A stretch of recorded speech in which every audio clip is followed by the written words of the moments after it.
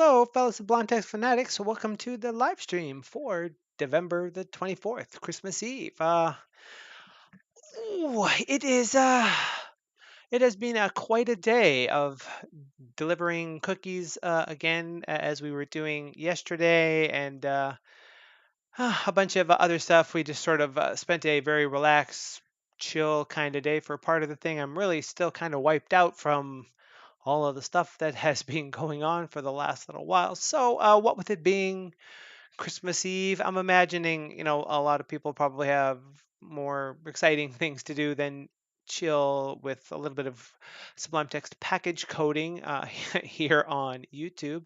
For myself, my wife goes to bed around about nowish, and I may follow suit soon. For the streams this month, we have been going longer. I normally go only like about 2 hours for a live stream, but we've been going a little bit longer. Been having a lot of fun, but the vacation day, maybe we want to go quite as long as that. We'll see what we get into here in the stream. Playing with a little bit of YouTuberizer stuff for our Devember project because that is what we are here to do after all. I have a fair few files laying about in my folder here. Just closing a couple of things up. So we might as well just get into it to see what comes of things naturally. I want to spend at least, due to the magic of November, an hour working on stuff. Good evening, Ashwin. Merry Christmas ish. It's time-ish.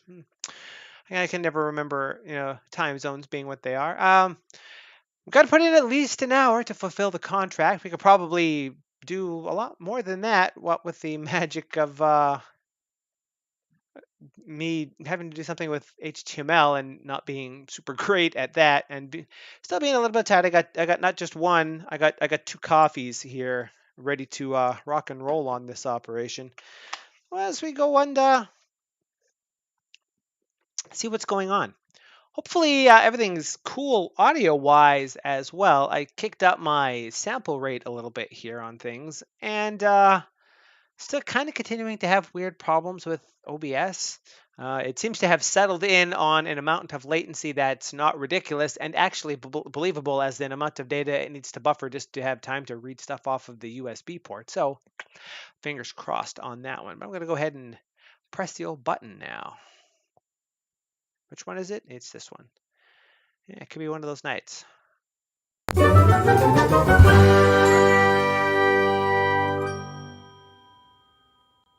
And good evening. Oh, and Ashwin is confirming that it is in fact the 25th there. I like to think, people that are in the time zones that are ahead of me, it must be tomorrow, right? It's so much, so much time zone. It makes life the unhappy sometimes. I don't know if I've ever mentioned we do.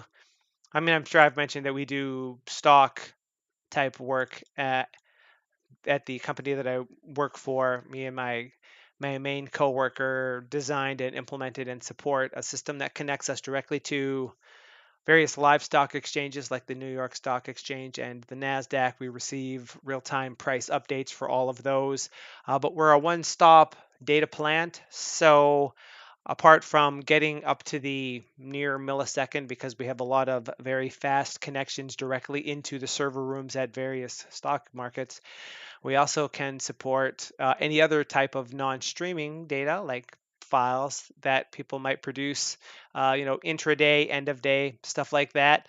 So we cover data not just from North America, but all over the world, and that has to be, handled and normalized in a sane way, of course. And the fact that time zones being what they are, and sometimes one half of a country is a half an hour ahead of another, or for, various logistical legislative reasons, the left hand, the western part of a city might decide to change to daylight savings time a half an hour, by a half an hour, and to do it, uh, a week later instead of on the day.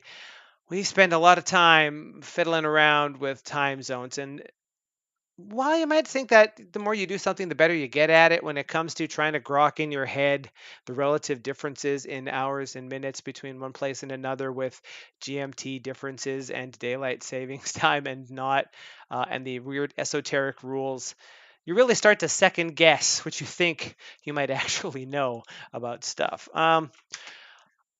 The thing that we have been working on in the last live stream and a little bit yesterday, if you watched the devlog, was updates to this missing item that we have here. Um, and in the live stream, we just generated the title of the video and then this edit link, which if you use the item, opens the video up for editing it inside of, pardon me, YouTube Studio. Um, we want to keep doing that, but we also want to be able to open this in our own edit details functionality. And maybe we want other functionality like being able to hover over the name of a video and get a cover card pop up with the description or the views or something along those lines. But the thing that I did yesterday was modify the syntax a little bit to include extra information in here. And perhaps this is best described by finding the appropriate command, which is probably going to be this thing. And if I was to comment out this, we can see exactly what this is doing. The way we're generating this content now is to do this. And Ashwin says, panel's looking good. Is there something in place to push a table of contents for? There is not yet. The idea of sending updates back the other way is the sort of thing that kind of skeeves me out a little bit. So I have a feeling I'm going to have to create a temporary new YouTube channel to test this on so that I don't do something horrible. So I'm kind of trying to push that down a little bit because by and large, the biggest barrier for me right now is getting at the pages that I want to use in a timely fashion. So even having this is a step up from trying to do the same sort of thing in YouTube Studio. In fact, I don't think I've ever shown this. And I don't know that there's necessarily, let's see, if I click this and that, um, this is sort of the, sneak peek, if you will, into the innards of the thing here. I don't think there's anything entirely super secret about this whole operation, but there's various information about comments, subscribers, stuff like that. But generally, when you want to work with something, you jump on into here and say, I want the video on key bindings. And then you wait a little bit and then they pop up. And we can do that a lot faster than this. This is actually being a little bit quicker now than it normally is. But even so, getting down to the bottom and scrolling to the next, it's kind of painfully slow. And then if you actually wanted to edit one of these things, you got to wait for that to pop in. And editing text not in Sublime isn't as sublime as it could be. So that's why I'm kind of doing this and trying to create the links that can just fire directly into the browser is automatically a lot faster than fumbling around in there. Or you could create a dummy private video. Yeah, that's a good point. I could do some. Actually, I have some. Well, I mean, this 2020 end card thing is actually probably a private video if I had to guess. Might be on. Yeah, that this one is currently private. One of the YouTube player per se, the page has a dark mode, but the studio doesn't for unknowable reasons. Uh, this is, as videos go, one of your more boring videos because you just get to see this. It's actually a higher quality than that, but for some reason, that particular playback uh, doesn't have a particularly high quality. And it's also kind of telling that cards don't actually appear on private video, so it's really hard to test that anything actually works. So in theory, yeah, I could cram stuff directly up into one of these. So I haven't actually played with any of that API either, but I'm thinking first step, have an easy way to get at that sort of thing for whatever we like. is my thought for right now anyway. So what we're going to do, what we have done here so far is when we generate this thing, now this is sort of an unfortunate turn of events. All of these phantoms up here. I think there's something has to be done about that because it's not actually updating phantoms. They sort of get all weird. But when we generate this in the last live stream, we just generated this text and the syntax was slightly different. So what we're actually doing now is generating this meta text, if you will, into the front of it, and then this, and now we have code that post processes this particular action. Yeah, same like GitHub, just has no dark mode, but GitHub does. Yeah, I don't understand why. I mean, I'm not a graphic designer by any stretch of the imagination, so I don't. If I was making a web page, I would already be flustered at having to make one to begin with, let alone coming up with a lighter one and a darker one. But if you're GitHub, I mean, unless it's an operation with only two people and both of them are Ruby developers or whatever, you got to have somebody that knows how to do something web related. Pick some colors. I mean, dark mode, it's like a thing. I'm actually getting to the point now where having lighter colored things is actually sort of hurting my eyes in some cases. Oh. Sadness for me that the version of XFCE that my Linux distribution uses is 4.12. 4.16 is the one that just came out a couple of days ago and actually has proper dark mode support. Like you might note, this kind of looks okay, but if I had any folders in here with unread mail in them, they turn purple, and there's no way to change that as far as I can see.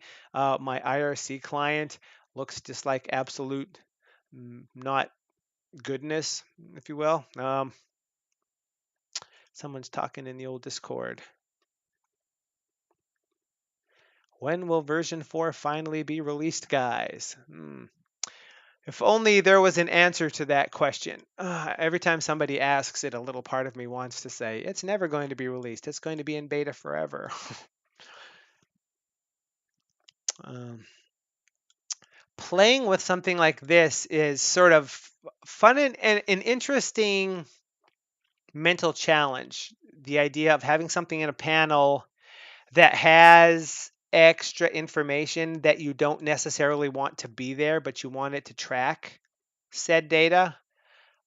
Particularly when, as we're doing here, you want to make your life easier in the plugin by applying specific scopes to things. For example, this is in a YouTube utility missing the name of the title of a video, which I said I want to change that because it's the same as this color, and I don't necessarily like that.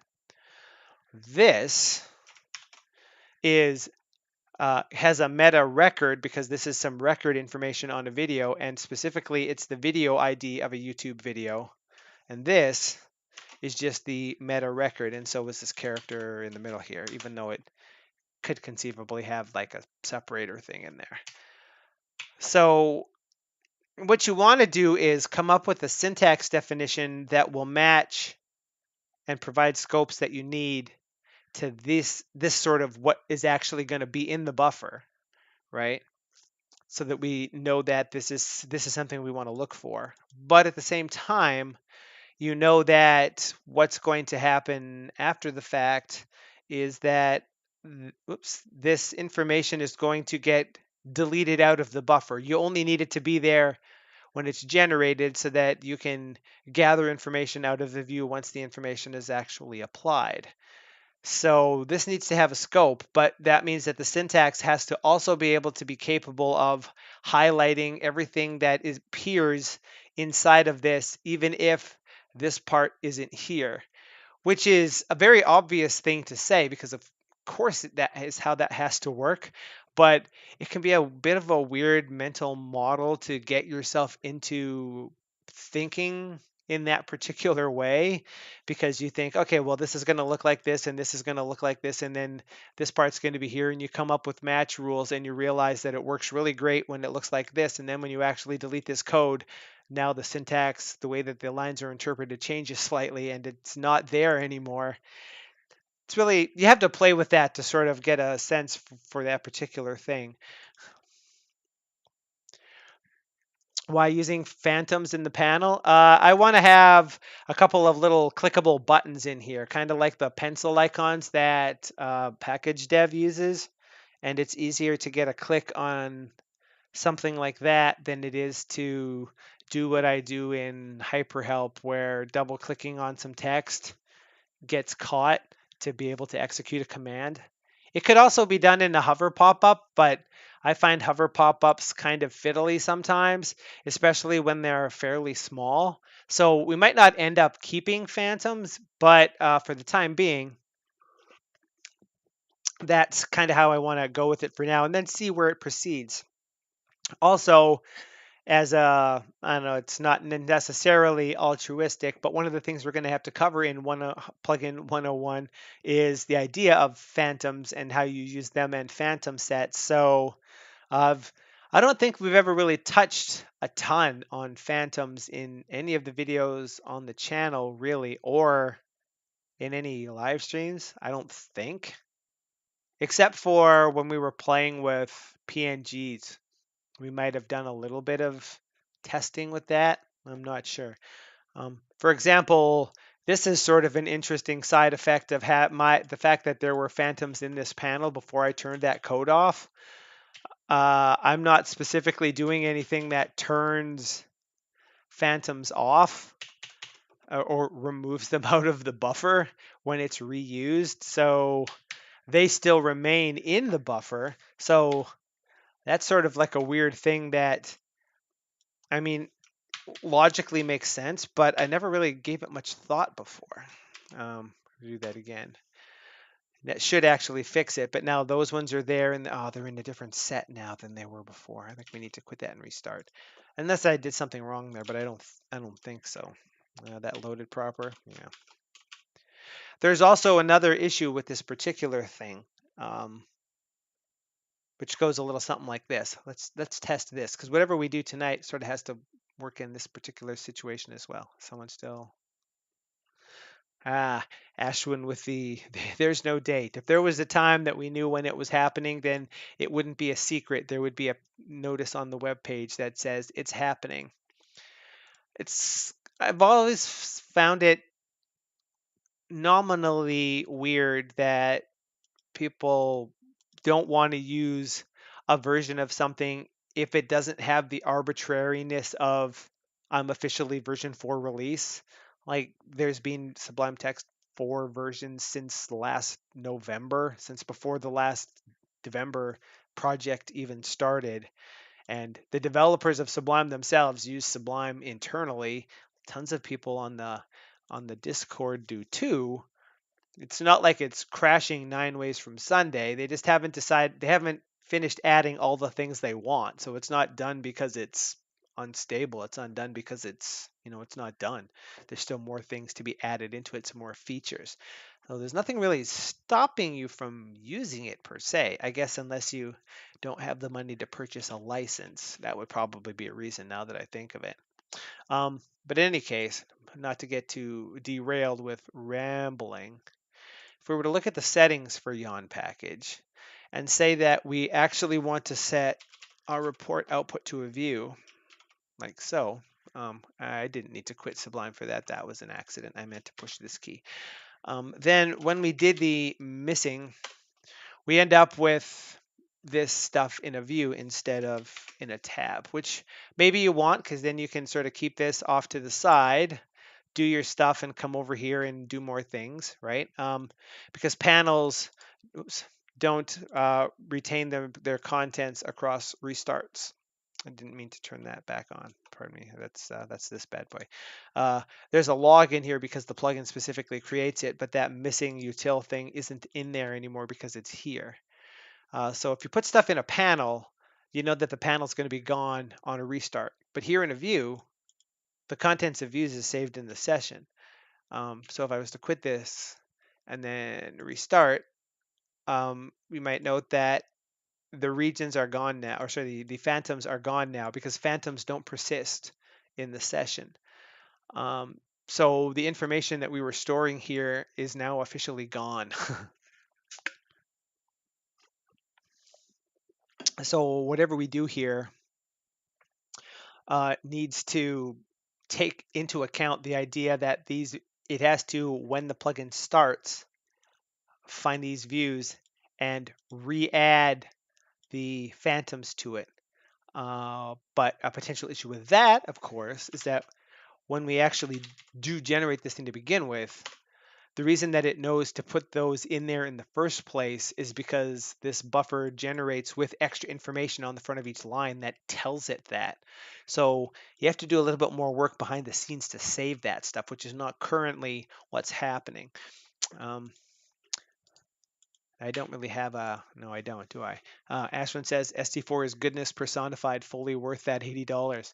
I agree. I've been waiting for John to say that it's time to start purchasing licenses so that I could purchase the next one. I keep like, every now and then I'll, throw my credit card at the monitor and it just bounces off. I'm definitely going to be in the camp of people that have to pay something when the next round comes around because I purchased my license in 2016. So by any reckoning, I am well outside of 3 years. I've gotten my use and then some. I think, in fact, at one point I mentioned to John in the Discord that the $80 that I spent just in time that I've saved working with stuff that I have, been working with in my day-to-day work life, uh, being able to customize Sublime to do things specifically how I want them to work for certain key tasks, like editing certain types of files at work or generating files that I need to generate, is well worth the $80 on its own just for the actual, use of the software to begin with in my professional life, let alone that it's just fun to play with in the general case. And from 2016 to now, that's like 4 years of time that I've spent in the Sublime community on the forum and on the Stack Overflow, and now here on YouTube, helping people with Sublime and plugins and helping teach people what I know and bring them up to speed. And that is just, it's like so fun and so rewarding and fulfilling to help people with stuff like this, that's like an extra benefit of the money that I spent, and that is a very small price to pay for being able to provide this kind of help for people. So which is why I'm continuously, gratified that there's as much response as there is to the channel in general for the stuff that I'm putting out, because I really did not think it was going to be as exciting as it is. Moving ever onward, though, like I said, in the thing, this is just sort of a chill hang. Really, we're working on Devember, but it's a vacation day. It's been a very long day. We got our little guy here groomed today, so he's all trimmed up nicely with his hair. They used a special doggy cologne that makes him smell like a cookie. They put a gingerbread bow on on his collar, and they took a picture of him as well in his nice little in a little backdrop, and whew, that was like an operation in and of itself.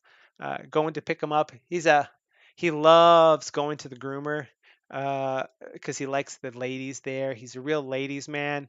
But when it comes to the part where he actually has to get his hair cut and he has to have a bath, he's less of a fan about that. So he's very ambivalently 99% excited, 1% sad to be at the groomers. Uh, we dropped him off and said what we wanted, and then we got back to the gate of the yard, and suddenly he was there, and there was a lady running across the yard saying, "He got away!" It's almost as if he was saying, "Mom, Dad, you left me behind."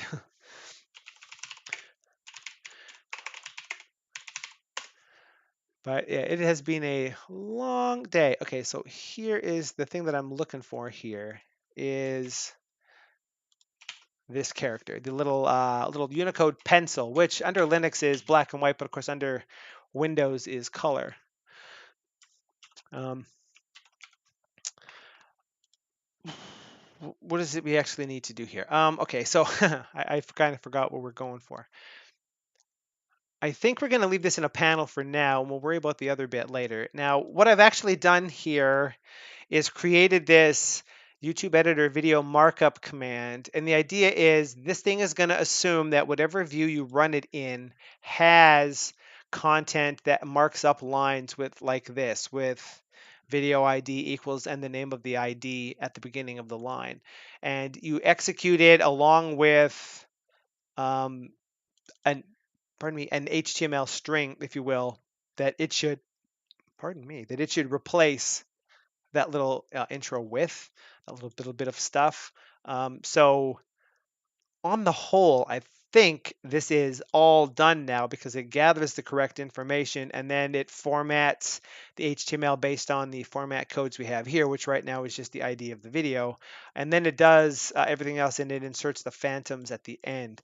So in that regard, I think we don't even need to fiddle with this command, fingers crossed. And what we really just need to do is modify this so that instead of saying controls here, it actually has some sort of useful HTML. And Ashwin says, I appreciate it because back when I was in the very less powerful machine, Sublime was the only text editor to work properly. Visual Studio Code and Visual Studio were garbage. Makes you appreciate software designed for performance. I agree with you 100%. My company is ostensibly a Windows shop.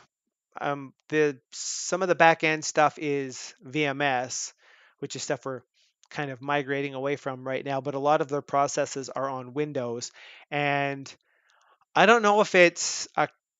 I don't have the experience for this, so I don't know if it's a corporate thing or a company mandate thing or a Windows thing. But my coworker and I work primarily in Linux. That's why I have Linux here, and it's the reason why it's the operating system of choice that I use. If we needed to have another machine set up to do something, we would just grab a computer off the shelf, plug in a CD. Linux falls out of it because we have disk set up for that, and then we have another machine. But the company seems to like virtual machines for that, and again, that could be a corporate thing. It could just be because virtual machines are where it's at scale.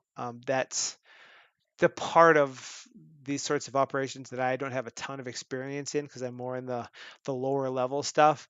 But all of our Windows virtual machines just run like absolute dogs. I think I mentioned at one point there's one where if you want to use our ticketing system, there's a specific virtual machine you have to connect to be able to go into the ticketing system and make changes. And when you're done, you have to click a button that essentially shells out to Outlook to send a mail to someone to tell them that things are done. That VM is so slow that I can literally say I want to look for my tickets and then get up and go and make a coffee and be back before the database queries are finished. But more importantly, when you make your change and you click submit, it pops up an amusing dialog box that tells you that this machine currently doesn't have any network connectivity, so you can't send an email because you have to be online first. And you have to wonder how I'm talking to it over a remote desktop connection in that case. So yeah, and they use Visual Studio Code for their stuff. Well, sorry, they use Visual Studio for all of their older processes that are written in C Sharp. Now we're moving towards Visual Studio Code because everything's being rewritten as a web application.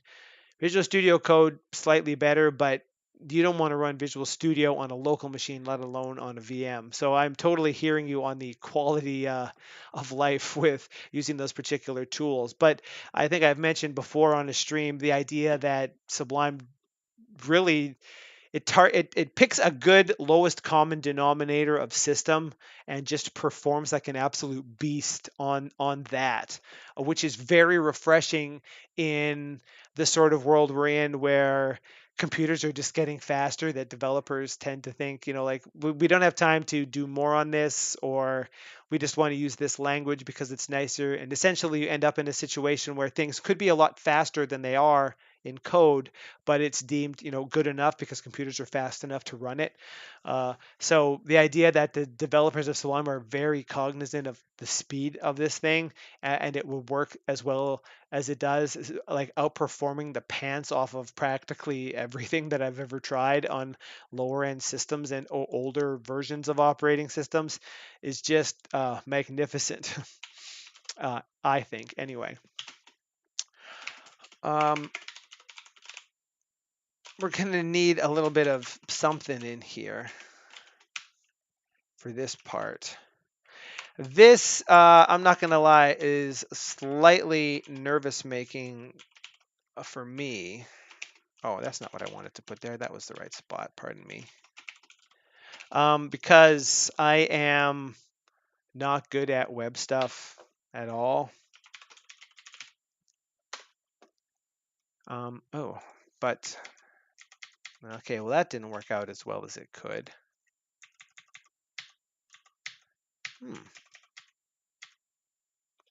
Interesting. Was that there a second ago? Okay.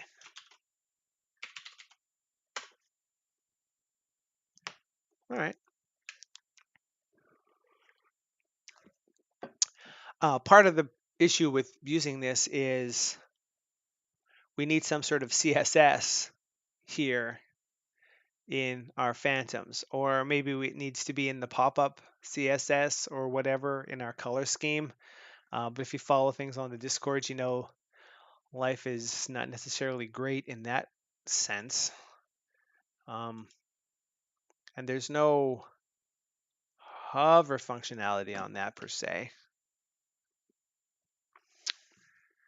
So I guess, as we say, and I said many times, you got to work on this sort of thing in sort of a piecemeal fashion and do what we can.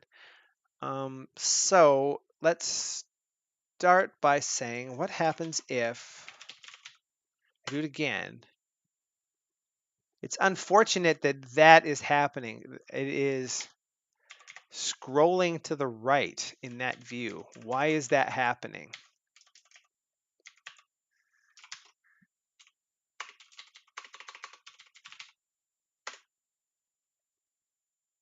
Where's the actual cursor in this? It's at the start. And it's still in the, so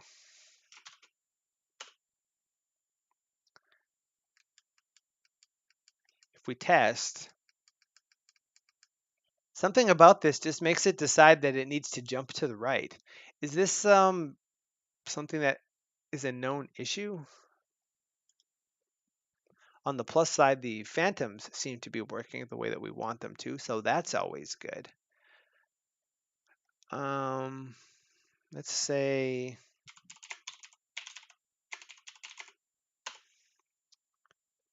I'm just doing a quick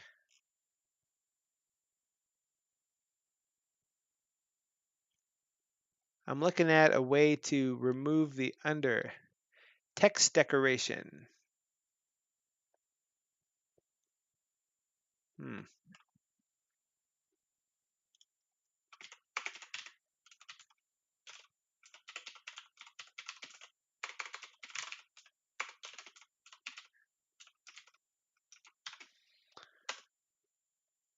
So we're going to have to fix that problem.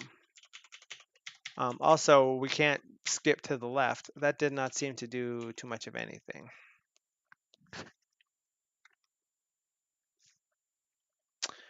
Oh, do I need to actually...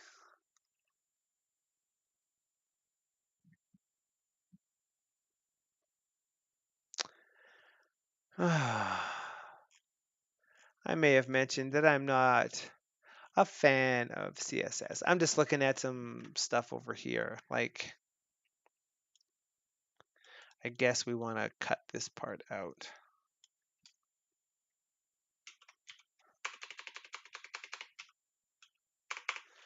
And as a hack,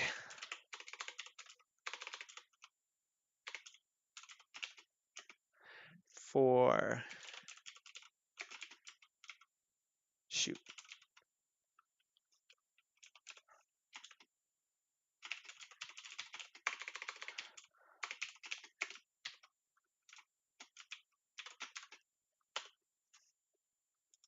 I may have to switch this back to a terminal temporarily.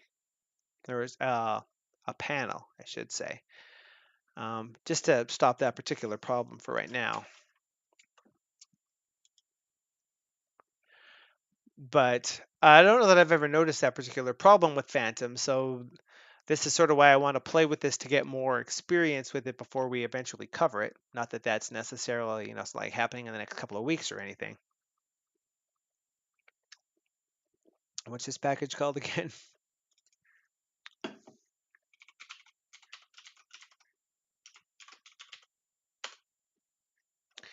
Whatever that's doing, it's not what one would think it should do because the links still have underlines on them, unless this is not how you create a style rule. And I'm not entirely sure. Do style tags need to have a type on them so that it knows what they are? Let's just sort of avoid that for the time being and get on with something else for a second, just to actually have something that kind of works here. What is the thing here?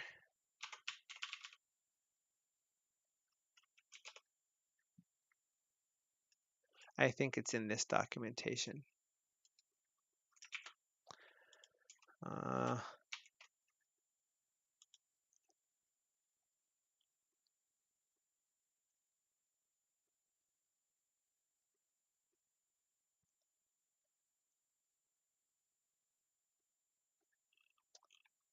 To allow color scheme authors, the best to add a unique ID attribute to the body of your plugin's HTML.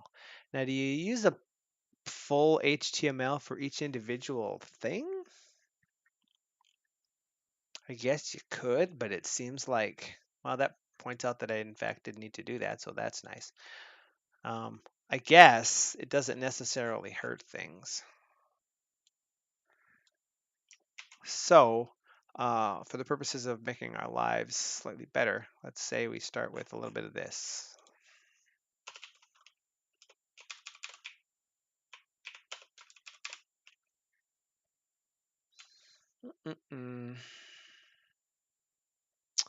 What would we call this?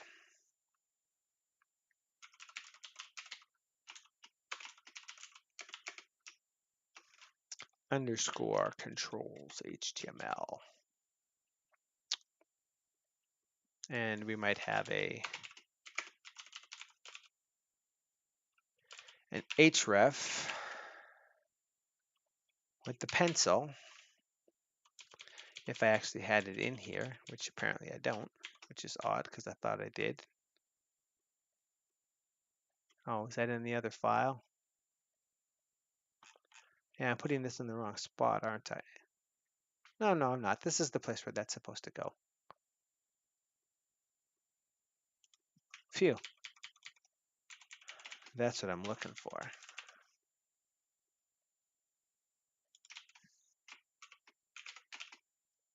We want a little something like that. And here we want to say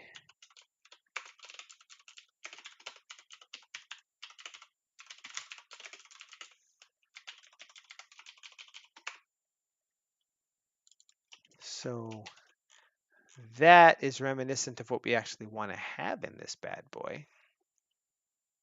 So we could replace all of this squinky text with yeah. Oh, maybe we don't break it because that doesn't really help testing at all.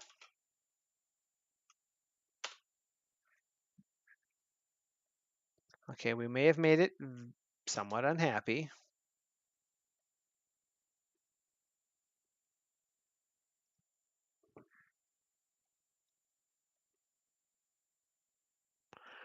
Is it an error to format a string that doesn't contain a particular thing?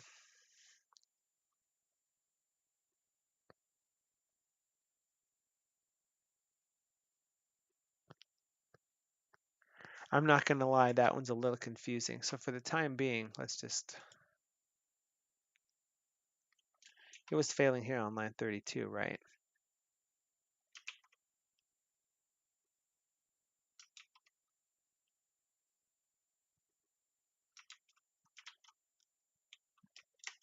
What do we got here?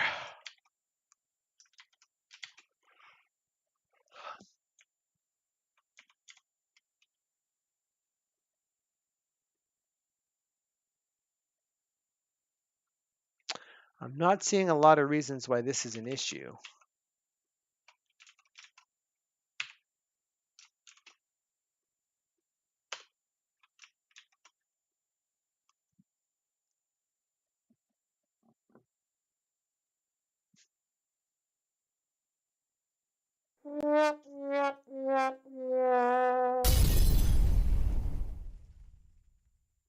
Trying to get in the habit of doing that a little more frequently, if you will. I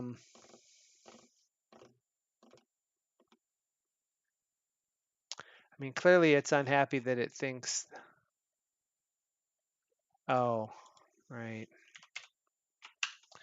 Every time, I swear.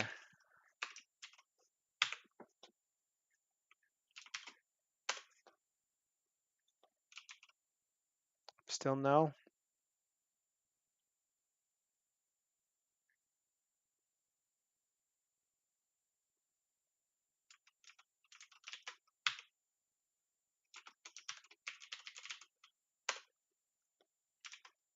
Why is it still unhappy about that?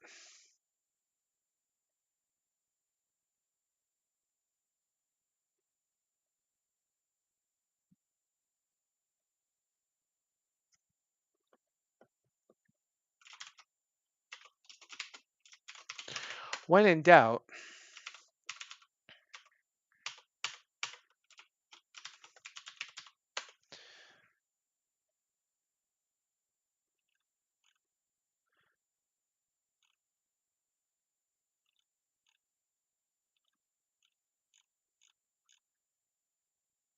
I suppose.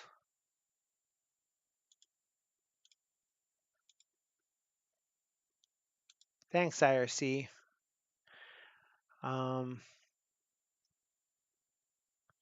It's not actually an issue in this particular one because that's this part and the body's this part.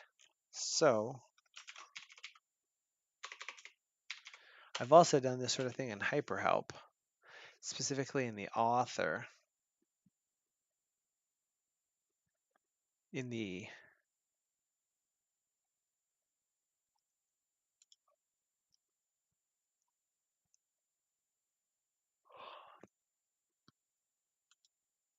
in this file here. Nope, not that one.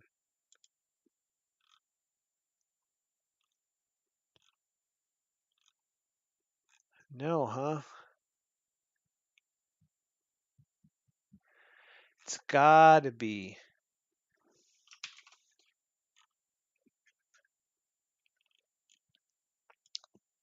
I'm suspecting that my general level of tiredness is kind of shining through on this one.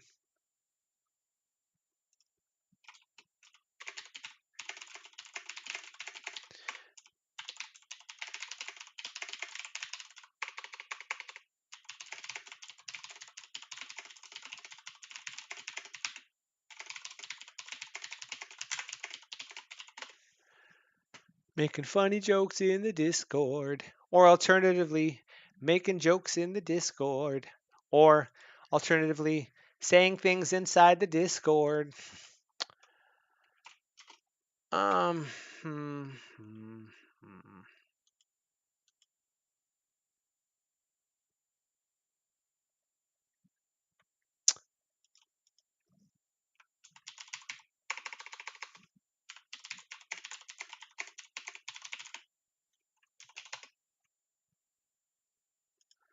Use blah in format string.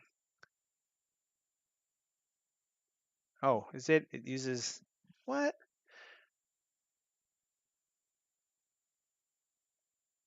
That can't be right.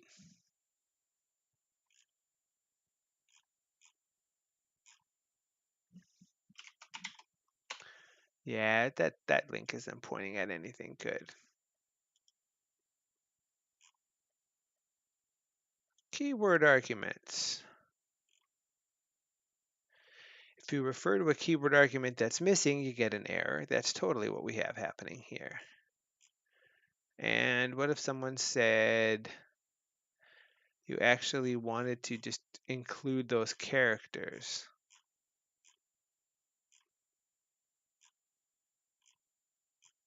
Conversion. Boy, there's everything you ever wanted to know about using these sorts of format codes, except for how you quote the character. I could swear that it was just a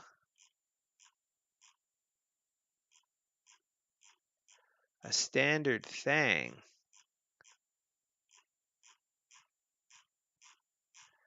Wow, this is a ridiculous level of detail on everything about it except how to actually include a literal blobby thing in here. Yeah, this doesn't treat that as a code, which is why it makes me think that this should actually look like this. Because then it's a constant character escape. But that causes it to be unhappy.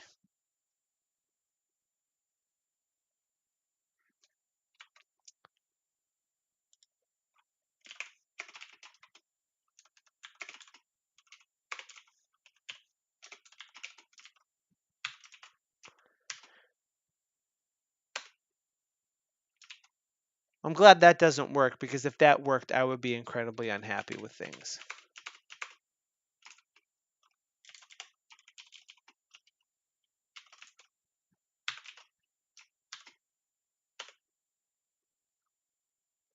Okay, so there's clearly an issue with phantoms not going away when the plugin reloads.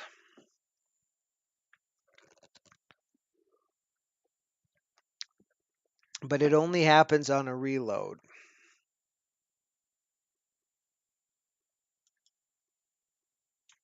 I think.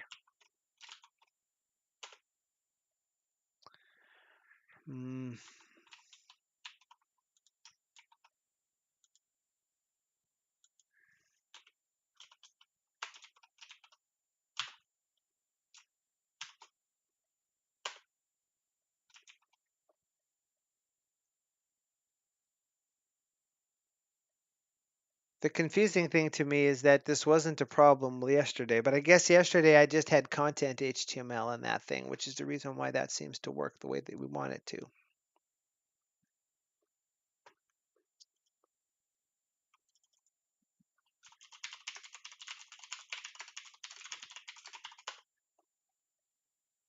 I don't care about an F string. How to print literal curly brace in a Python string.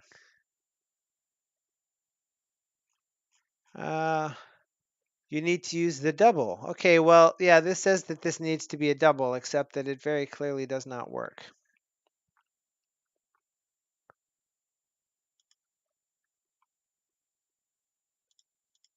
Or didn't before, anyway.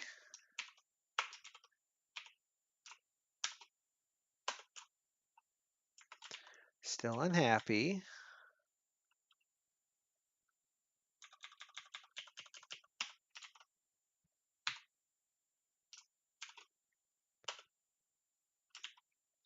No, huh?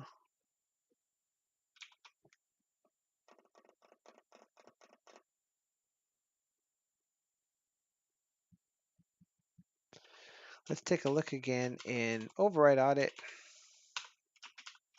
Whoops. Those ones. Override audit.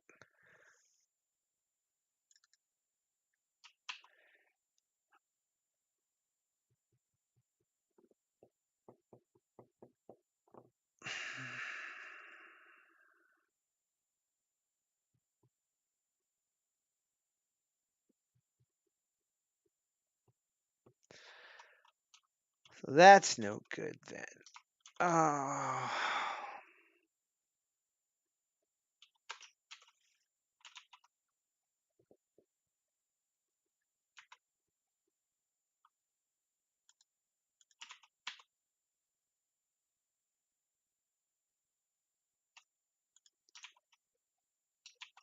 Okay, so the issue is in this file.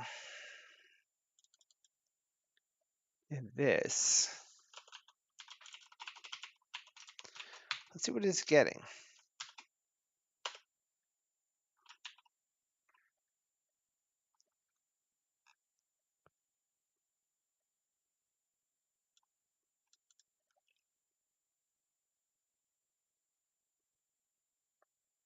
At line 33 at this key error. Yeah, and it would be a key error because there's not actually any text inside this file that has this particular bit of stuff in it.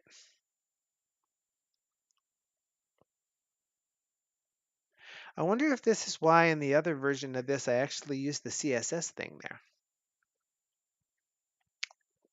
That could well be.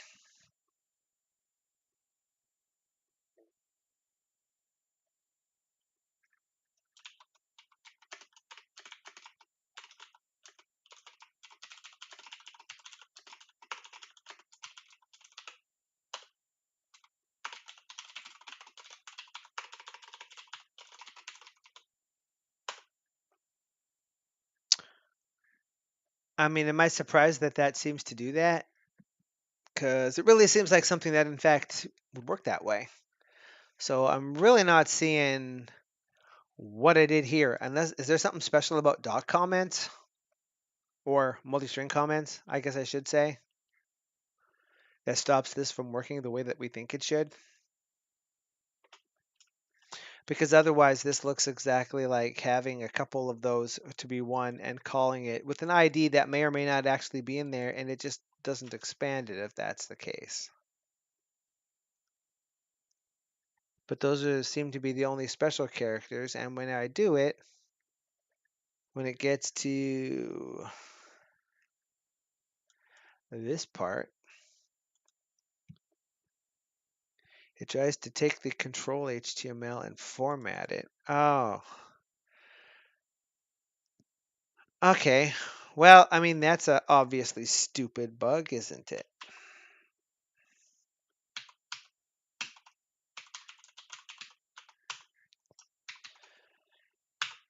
Sleep, people. Sleep.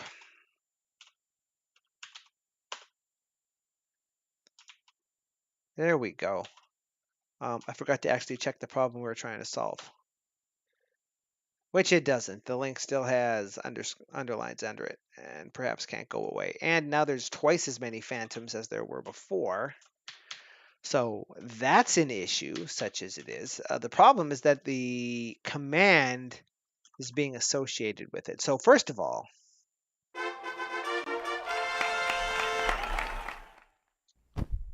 we figured out my issue.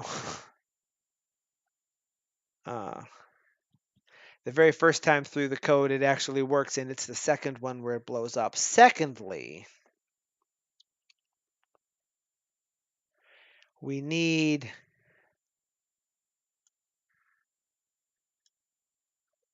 maybe something like this. Although I think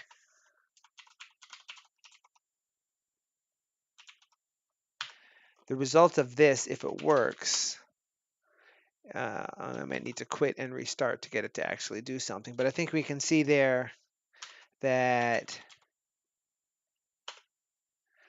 there's just no pencils in here anymore at all. Ooh. Oh, right. That's because the code is broken. That one and that one. Nope, sorry.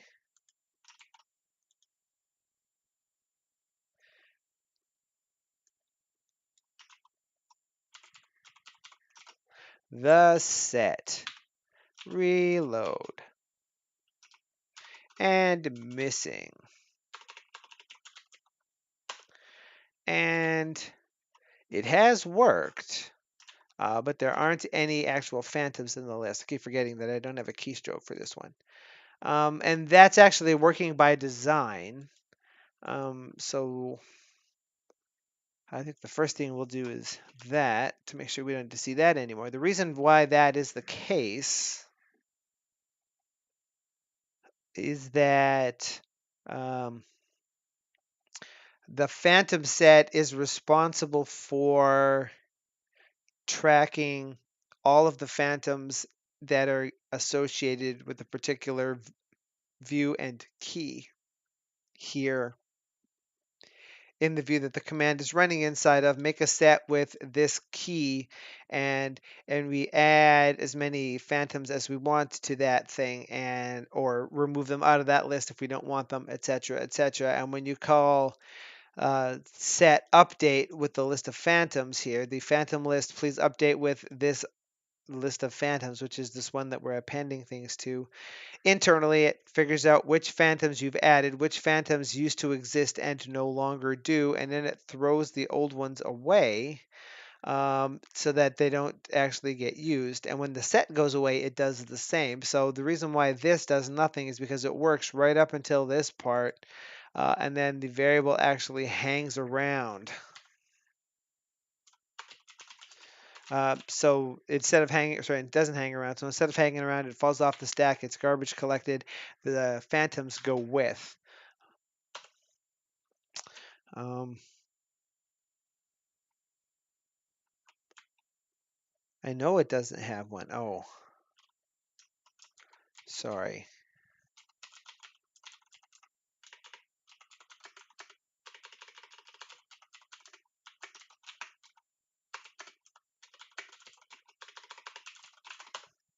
If X was a list,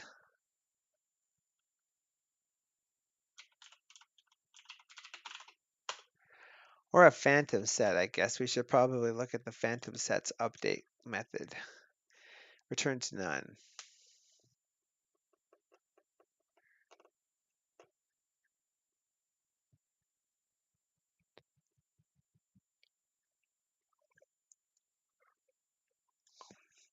We'll do that the other way.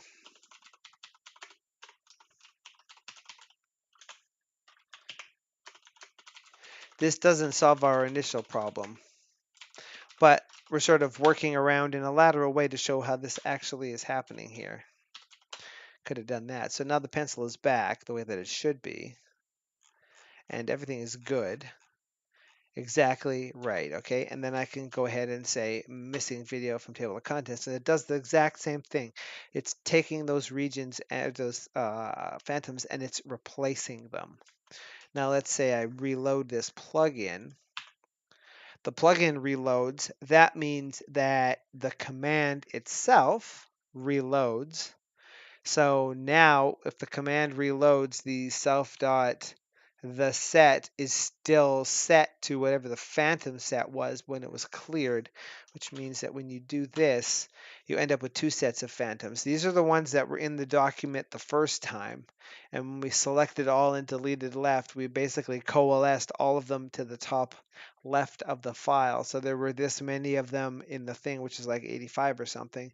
And now the first step was selecting everything in the buffer and deleting it like so, which in this particular case does not seem to do anything because this is read only, but it would erase all of that stuff, leaving those pencils and these pencils. And remember, the only reason that these are not on the same line is because each one of these has a new line on the end of it that tells Sublime to go to a new line. That's why all of these pencils are on one space. But when you delete those, you end up with them all together on one space, and that's how this part ends up. So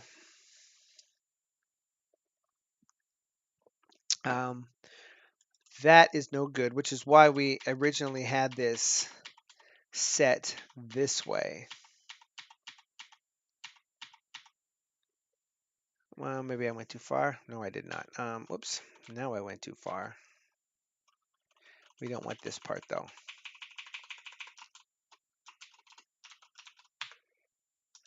Now there'll be another set of them there. Now it's even longer than it was before. We're still on...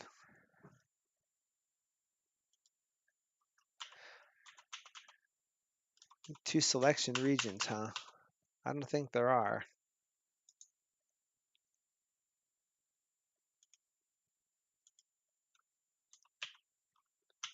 This is line 1, column 1, or line 11, column 1. It's interesting that that's line 11, because it's clearly not. It's clearly line 1.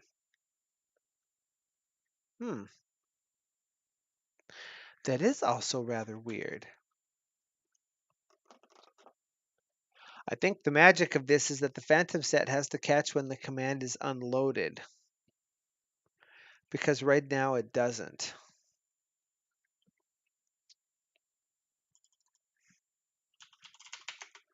Python class member weak ref. Oh, is that a 3.9 thing? That's not going to help.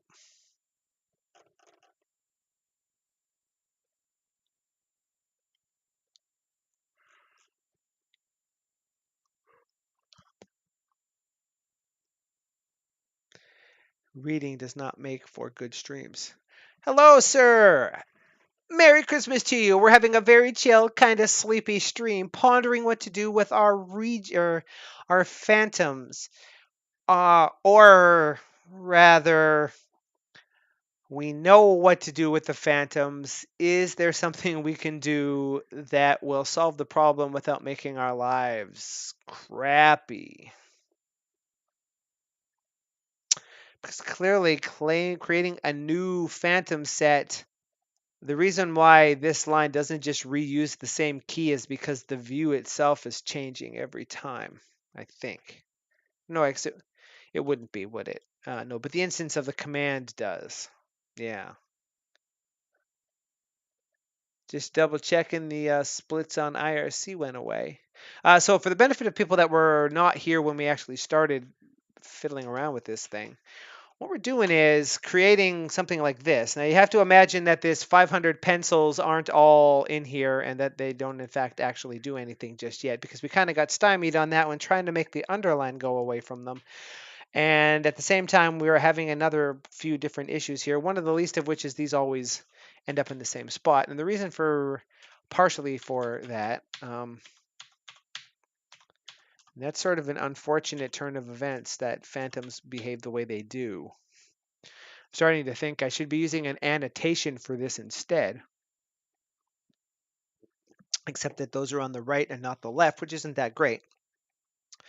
These are going to be links that eventually go here when you click on them, but the reason that they're hanging around in here is because we're using phantoms. And the magic of phantoms is we create this phantom set class and say inside of this view, make yourself a set and give it this key. And that's just so that you can have multiple sets of phantoms associated with the same view and flipple flopple between them. And you create one or more Sublime Phantom options, giving it a region that specifies where in the file the phantom should actually sit, and the HTML that should be displayed inside of it, and then some flags like I want this to be inline in the line, which is what we have here. Or you can say I want it to be block, in which case it goes between lines, and I think there's a block below as well if you wanted it to go on the next line and be anchored to a specific position. And once you create this phantom, we're adding it to this list. It's just a normal list. And when you use the phantom set, remember that's the thing we created up here, and you tell it to update to this list of phantoms, well, it knows what phantoms were in at the point where this thing was called. So any phantoms that are in this list here that were in there previously remain. Any new ones are added, and any phantoms that used to be in this set that aren't in this list when you call update are removed from the buffer. So the idea is you would have this one thing, and then you'd say, I want these 3, 5, 9 lines to have a phantom on it, and you give it this set, and you give it the 9 phantoms, and it says, there didn't used to be any, but now there's 9. There we go. And then at a future point, you would update the phantoms to be only the places where you want them to be. And when you call this again, it knows that it should throw away the ones that are no longer there. The problem we're having here is that this self.phantoms jiggy here is an instance variable on the instance of markup command that's associated with the panel. And when Sublime reloads the plugin, it recreates the command, but it also, the Python interpreter needs to garbage collect the existing command as well, right? But it can't garbage collect the existing command because there's something holding a reference to it. And because this thing is holding a reference to the actual uh, command that it was associated inside of, this set never goes away.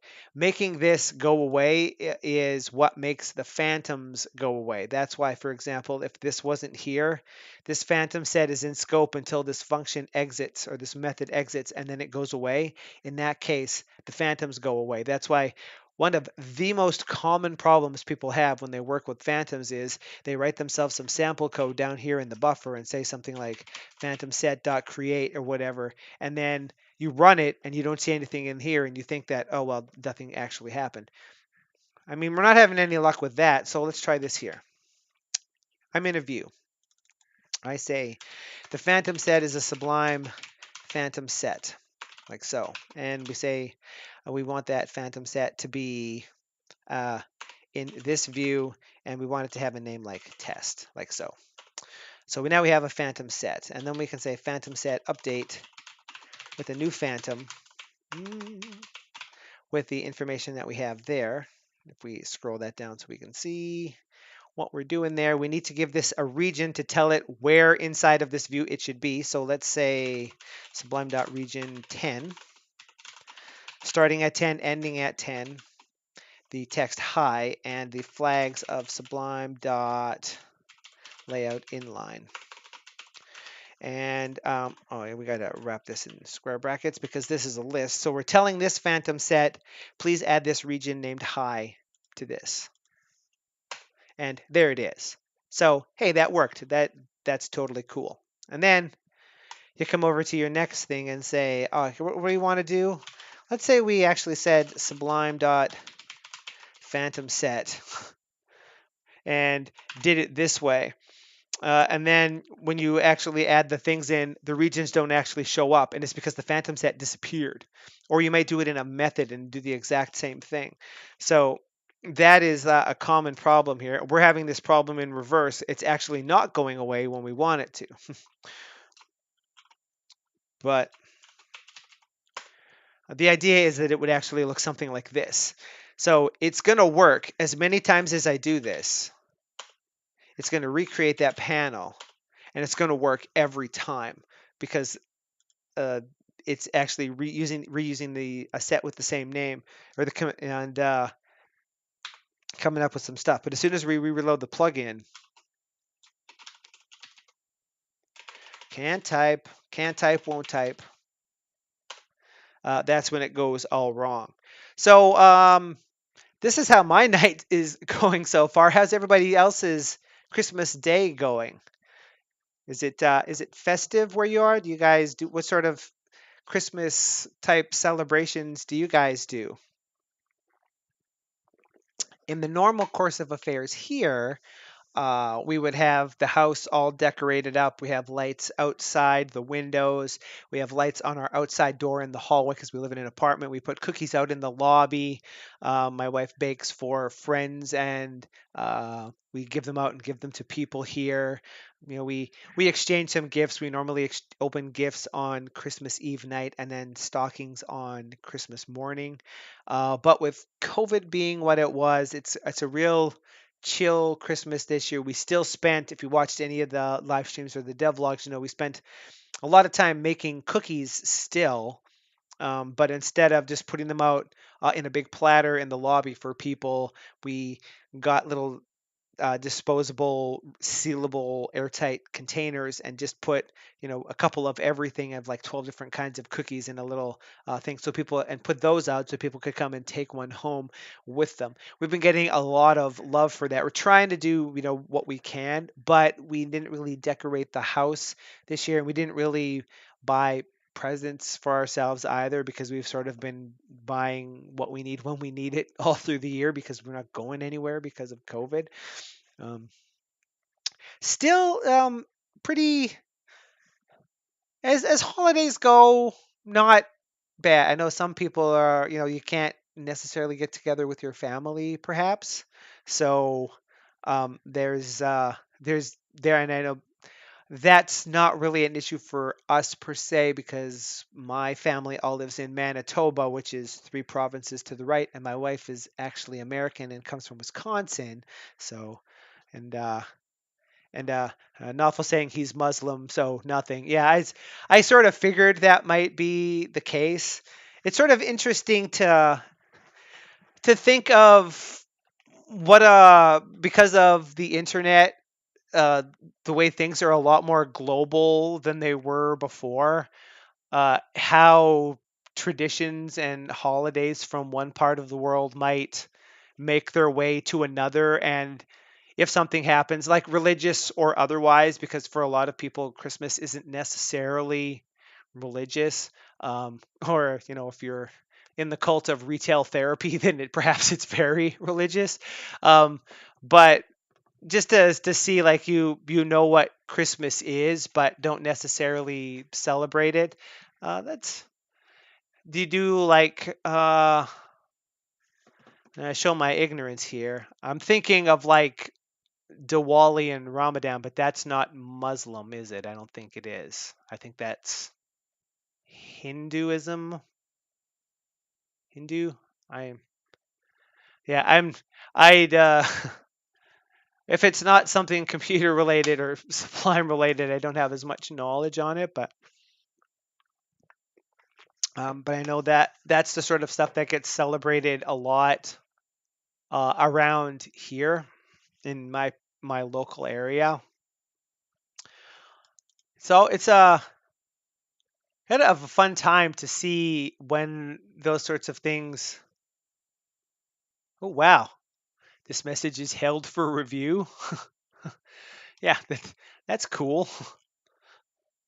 I wonder.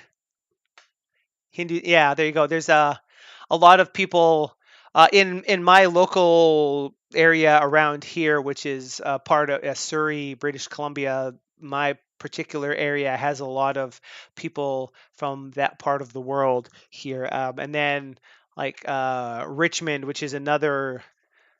We sort of refer to everything as the GVRD, the Greater Vancouver Regional District. Um, because there's like a lot of bigger cities that just sort of abut on each other, and so Surrey is sort of an area that has a lot of Indian people, and Richmond has a higher concentration of people from China and those sorts of Asian countries, and then it sort of goes like that. And I don't actually know why it actually sort of falls out that way, but it's kind of interesting.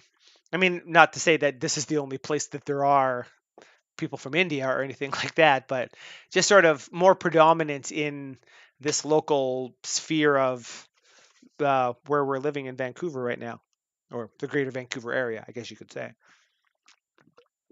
But I start to be a little more familiar with those particular like Diwali and stuff like that, because there's a couple of times a year where some of the major streets that we normally would take to do errands on the weekend are blocked off because there's just like enormous block parties with people in their, well, a block party is probably a bad way to say that, but dressed up in uh, clothes and just like everybody's got food that they're cooking on their lawn for sharing, and it smells amazing. My wife's not a fan of curry and those sorts of things. She doesn't like anything too spicy, but I think it's just absolutely amazing. I kind of just want to wander in and be like, is this stuff for everybody? Because this stuff smells real good. I don't normally go in for parties, but they really make it seem like it's a hell of a good time. But I don't actually know what necessarily it is that it's celebrating. I'm not super religious one way or the other, really.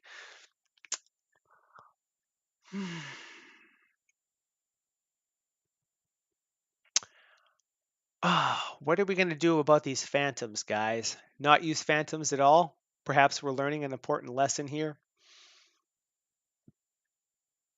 I really don't. I wonder how package dev solves this problem.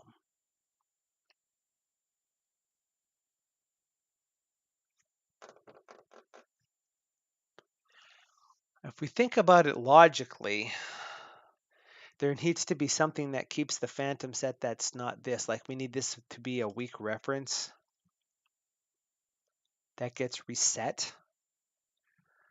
let's do a little bit of investigation, why don't we?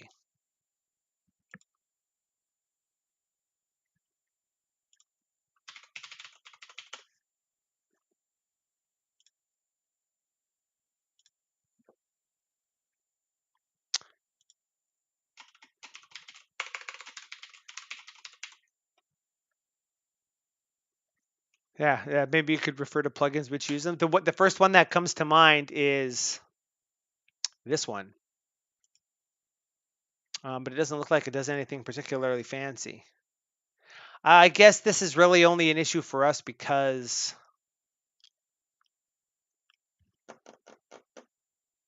the plugin is reloading while the view is in place. So maybe I'm borrowing trouble where I don't necessarily need any.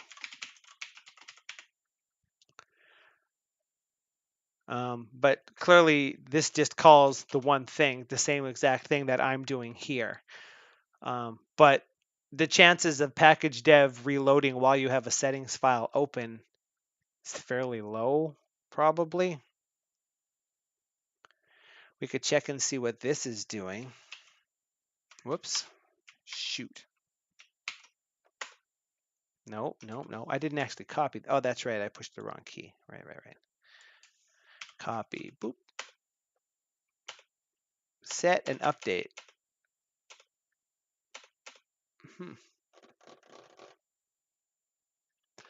Hmm. Check to see what if it actually happens.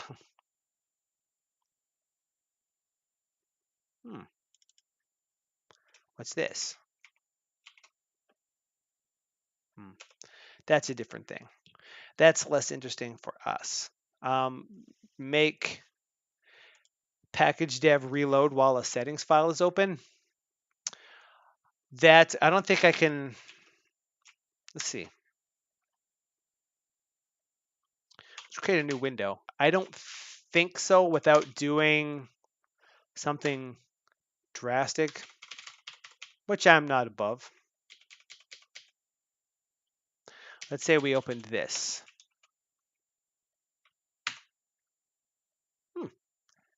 All right, so you can do that. All right, well, cool. I would not have thought that would actually work. So let's edit. Okay, there's a little pencil icon in there. Let's actually do this. Yeah. Close that one.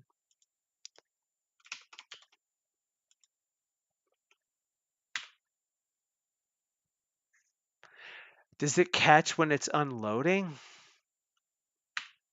We can see them going away and coming back. Or at least I can. I'm not sure if that comes across in the stream or not. There's a little bit of a bump there as it goes away and comes back.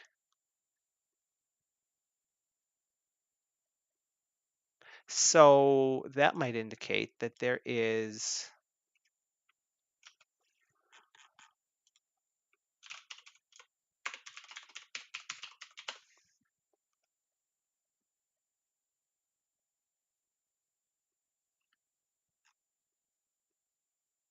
only one thing.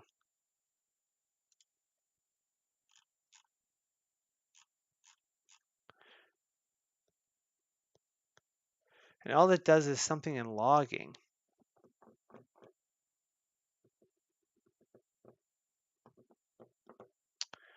This is kind of an intriguing problem. Oh, I got some street cred on Stack Overflow. Whoop whoop. It's Christmas for me. What's the clear on change? This thing here.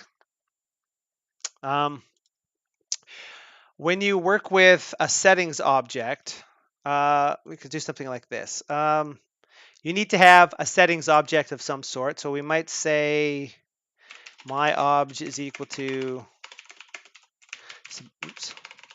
sublime.load settings, and then the name of some settings file. This doesn't have anything to do necessarily with what you're saying, but you have to have one of these things first. So preferences.sublime settings, like this. And now that you have this object, you could say get values of settings like word wrap. And that's the value of the word wrap setting that's set in my preferences.sublime settings. And this wraps all of that magic of how there's default settings. Then after default settings, there's platform specific settings like for Mac OS. Then there's your settings that sit on top of that. So this is the combined version of those. This settings object allows you to get at any settings. But say you wanted to know when someone did something like this. If you did myobj.set word wrap to false, for example, because right now it's set to the string auto, but we don't want it to be. We want it to be set to false. And now if I get the value again, it's set to false. It's not set to auto. But let's say that your plugin does something that requires word wrap to be turned on, or wants it to be a certain setting. Depending on what that setting is, it has to take some specific action. Then what you could actually do is say add on change, and you give this the name of I'm gonna see if I can remember this, and then we'll check the documentation. You give it the name of some key that you want to use. We'll call this test, and then a function, and then that function we'll call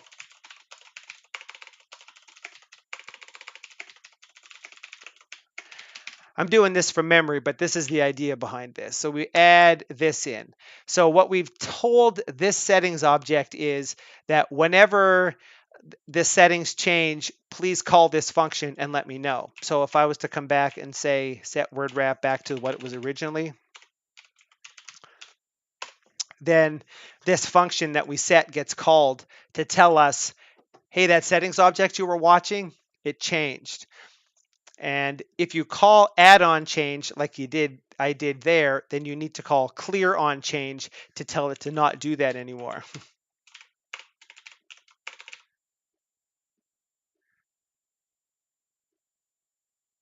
There's some fireworks going on in the park across the street.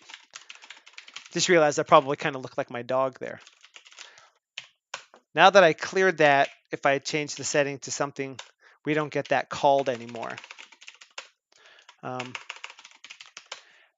And this is sort of an interesting question. So the answer to that thing is, if you want, and you can do this with any settings object, by the way, not just something from loading a preferences thing, but you could also do that with this one. You could say, the settings object associated with this view, let me know when something happens to the settings in this view so that you can take advantage of it. The downside to this, such as it is that this gets called anytime any setting changes. When we called this add-on change, we gave it this. One of the more common problems to have with this is to assume that this add-on change is saying, please call this function whenever the setting named test changes.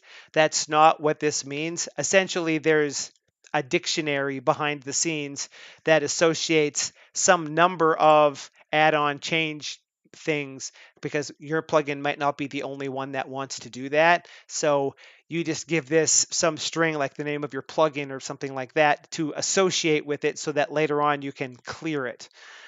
And this is very much one of those things that's kind of like the problem that we're seeing right now. If you call add-on change like this, then you're saying whenever these settings change, or whenever this settings object changes, call this function.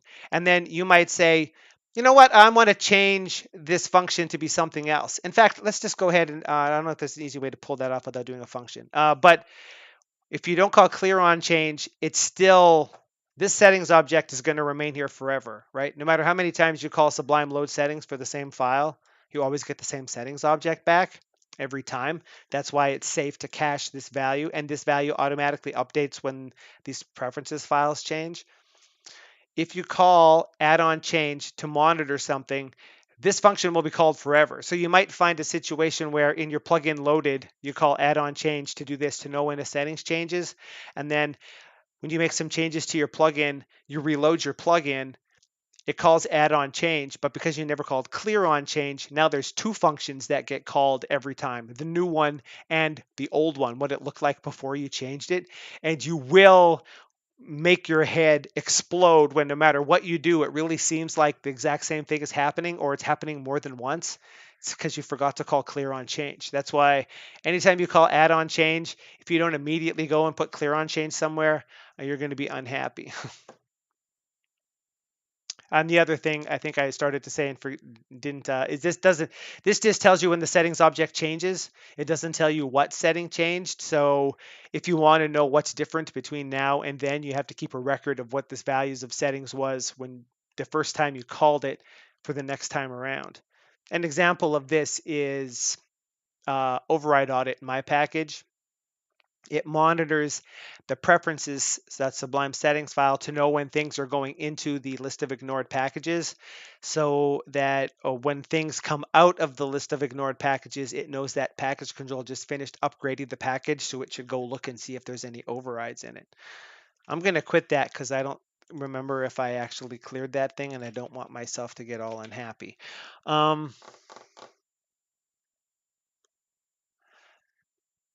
So the question remains then, I guess, if we were to look back at this thing, why does it work for this but not necessarily for me? Um,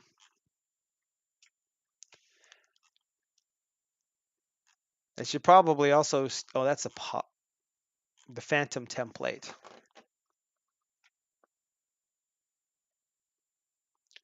Hey, isn't this what I was trying to do when it didn't work? What the hell, man? I'm going to steal this code for the time being.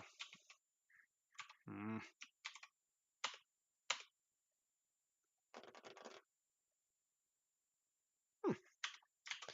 He pretty much had the same jiggy as I was doing here. Let's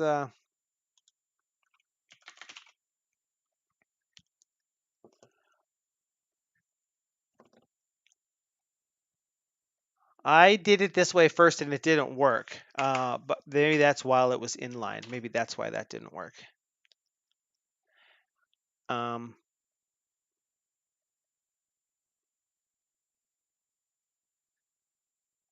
that should be fine the way that is. I'm going to comment that out.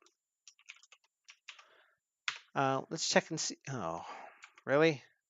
What did I do? Oh, let's comment all of it out, shall we? Well, the good news is that solved that problem, so that's cool. We're getting closer, guys. Except for that part. I mean, we could just continue on with what it was that we were actually trying to do here.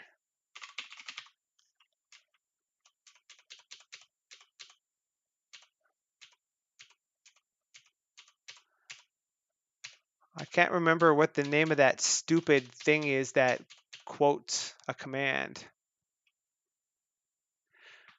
No, you probably don't need to comment out the multi-line string, no, but it was already that color, but it's one of those days, you know? Like, for example, one of the things I was looking for in here was, what's the magic of the Subble protocol? Is there a link up here to protocols? Yeah, there is, isn't there?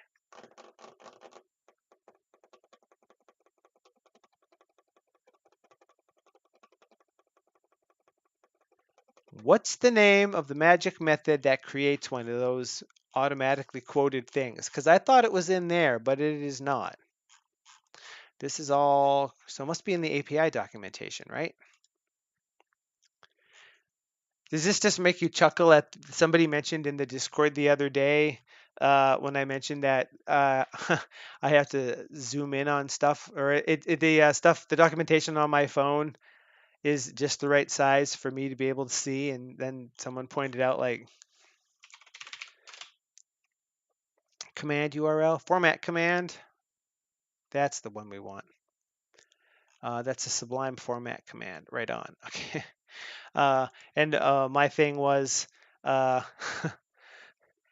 there, I mentioned how the documentation actually looks a nice size on my phone because of the way that it's set up, and someone said you don't need to look at the documentation anyway. Like, seems that way, doesn't it? But clearly not. We want to call sublime.format command. We've got to get something going in this thing. We've been going for an hour and a half and just sort of having nothing but weird issues and such. I don't need this window anymore either. And we'll go on to this one. Okay, so the thing we're actually generating into here is going to be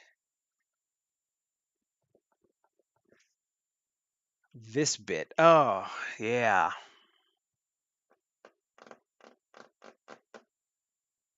I think we need to swap a little bit about how this actually does something. I don't think we want this part in here.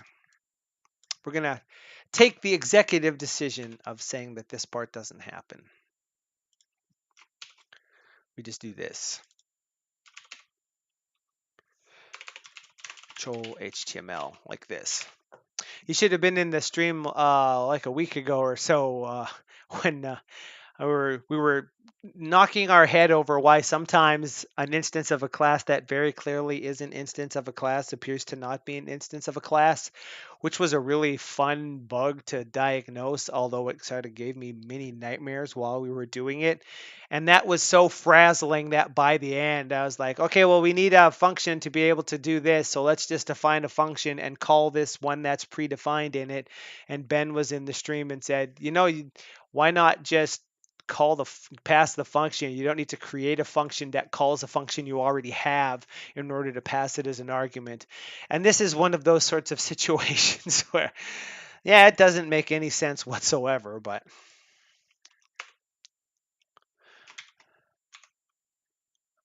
oh, actually, yeah, you know what? We'll just do this. Call that part out. And for every phantom, we're going to do something like this, right? Oh, I remember why I was doing it that way. Son of a...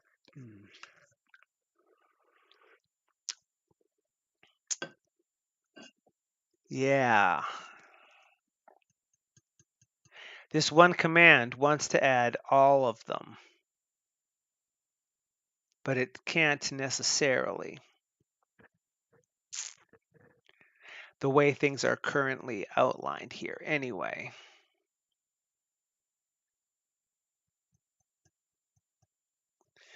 The original idea that I had for this in the back of my head, which clearly wasn't as well conceived as it potentially could have been, was that this generates the output into the panel. Then you call this function or this command to make the changes because you need something that is... Did I just close that file when I didn't mean to? I did, didn't I? Shoot. Let's do that. Come on, man. Don't be that way. Then it invokes this command, which you can almost see it. There we go. My head's kind of in the way, but not really. Actually does this because you need to have a text command to be able to have an edit, to be able to erase. This is stuff that we've been covering in Plugin 101 on the other channel. Link down in the description, so on, so forth. And then this is the part where it was actually going to append the phantoms in here by dint of knowing that it just needed to inject an ID into something. But we want this HTML to be here. So maybe we can do that. We can do that.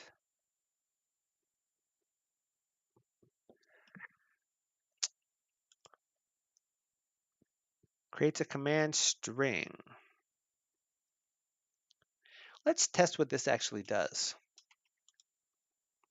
Command URL. Yeah, we're in dev mode. Give me the good stuff here.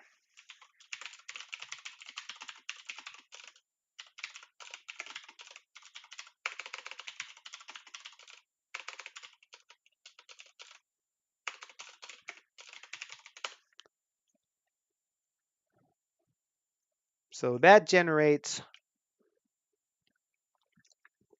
what appears to be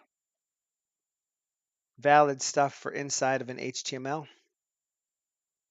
But we can't pass this through something that's going to have its data formatted because those brace characters are special. So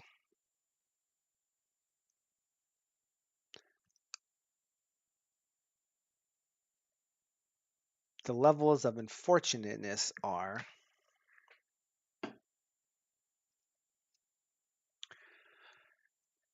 Again, in the interest of actually having this do absolutely anything at all of any use or import whatsoever to any human being uh, at this point, what used to be here that's not. Hmm, okay, let's revert that. And this. So this is what we had before. And the idea is you're going to take this part, and this one needs to be changed to make sure that it actually works. Otherwise, we run into the problem where we dragged our hails earlier before you got here, sir. So what this is going to do is insert the video ID of a video into the string that we provide, which means we would need, for our purposes, if this is what we put in here, and I don't think it is what we want to put in here. I think we actually want, in this particular case, to actually do the thing that we're going to do there. We need that pencil. Do I still have it in here anywhere? This one. That's what we want this thing to look like because we're going to edit when we click it. And we want the actual content of that thing to be this. But this needs to be double. And this needs to be double. And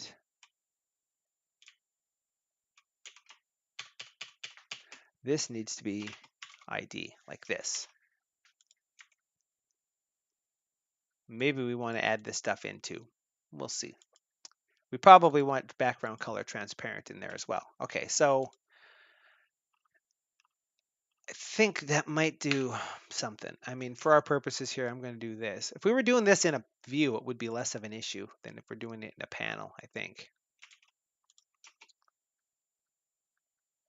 I haven't created the watch this thing, but I do have one of the Christmas presents I got myself, if you will, is access to more media assets for doing stuff like the stuff that we're going to see in just a second, one way or the other. I'm going to say, watch this. Type, please. I'm going to run this command, and then a panel is going to open, and it's going to have pencils to the left. And if the pencils aren't going to have underlines, and when I click on one of them, nothing will appear to happen. But when I go into the console, we'll see the ID of that video echoed to the console. That's what we're expecting to happen. And if that happens, I'm pushing the success button. And if that doesn't happen, I'm pushing the fail button. So I'm getting ready to press enter with my right hand. And over here with my left hand, I'm getting ready to push the failure button.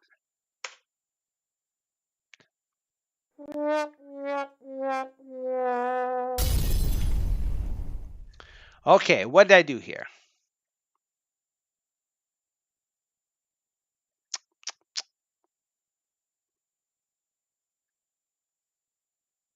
Tuple index out of range? I'm not even sure what that means at this point. I mean, I'm pretty sure I do. I'm pretty sure that life is terrible because that's the thing that was screwing us over before. Did I not call that?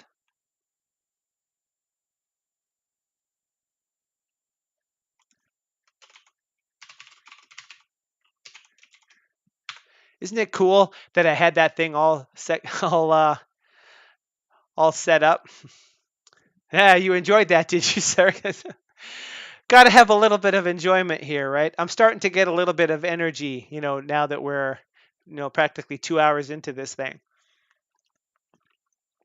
I was very sorely tempted to call off this particular stream, just not necessarily because it's Christmas Eve, but just because I've been feeling very tired from all of the stuff that we've been doing lately.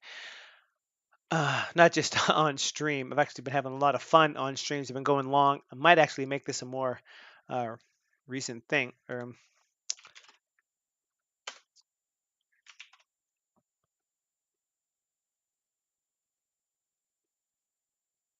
Oh, that's still in there. Oh. That would explain some stuff. If only code worked correctly for the first time every time.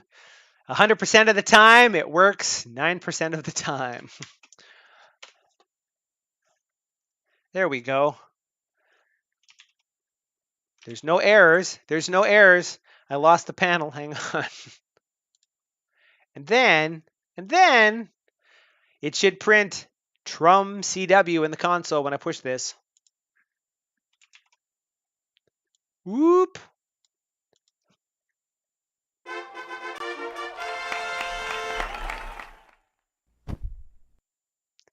I like that one because it's sort of bombastic and then also anticlimactic when nothing really exciting happens. I do have some a bead on some fireworks that I can throw up in the back there.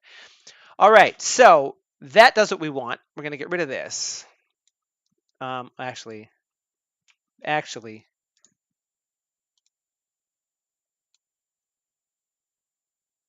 I'm gonna think that we probably.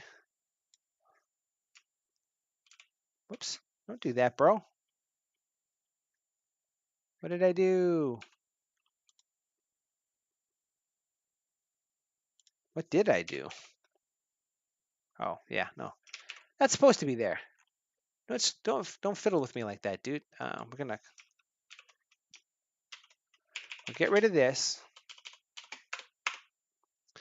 and we'll put it in here.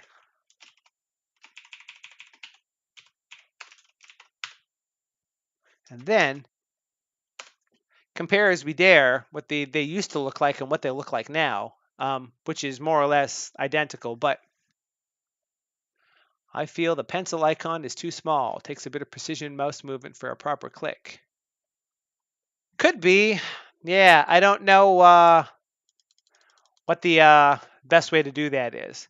We're just playing with this. The other thing that I would do in there is just have a little bit of text that says edit or E or something. But by gum, we got to have something to go with here.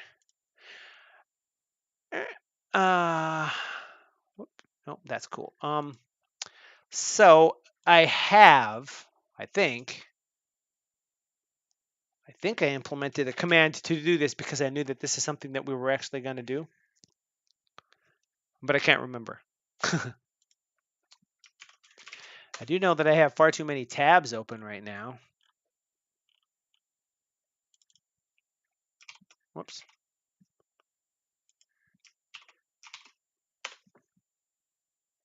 Oh, no.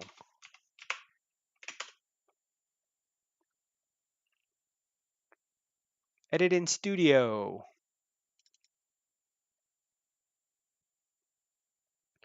Okay, so we changed this to YouTube editor, edit in Studio, like so.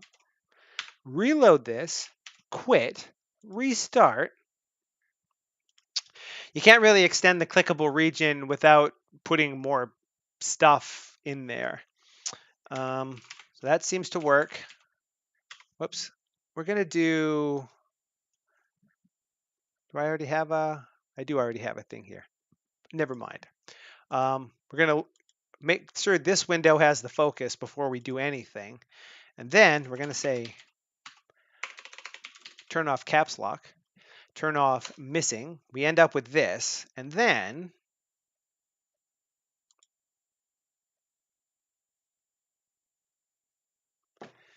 there we go. Why not actually make the links a phantom instead? Mostly because this link is ridiculously obnoxious, and most of it, like, part of the reason I don't want this in here is because it's so unsightly. Next best case for something that's not that would be something like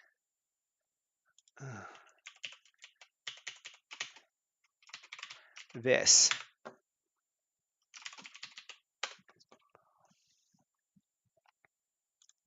To do the same thing so that it's a little bit bigger. But this link is, it's too much, and because it's too redundant. Because of all of this stuff, everything from HTTPS all the way over to here and this part at the end is always identical. So it confuses the brain to look at it.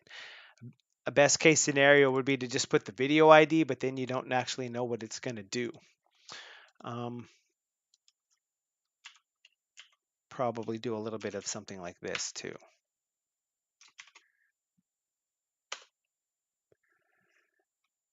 And then we end up with something like this. The link is ugly. Yeah, I don't. The link was in there as a first case because we can do this, but the ultimate goal was to not get confused by that and actually have a link over here.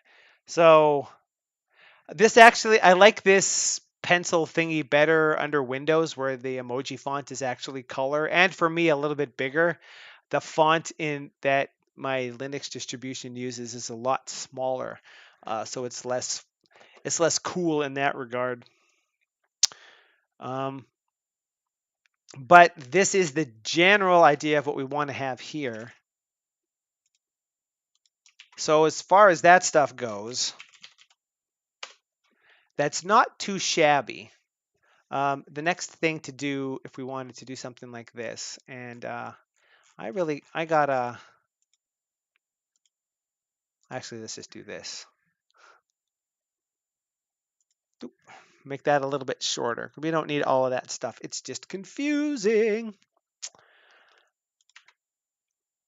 This is the thing that actually generates the stuff. Let's say we didn't actually include this information.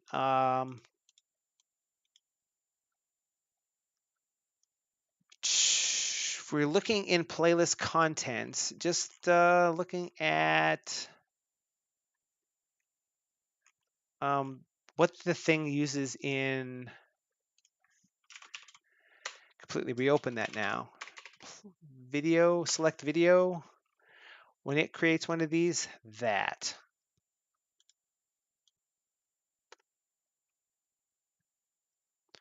We might say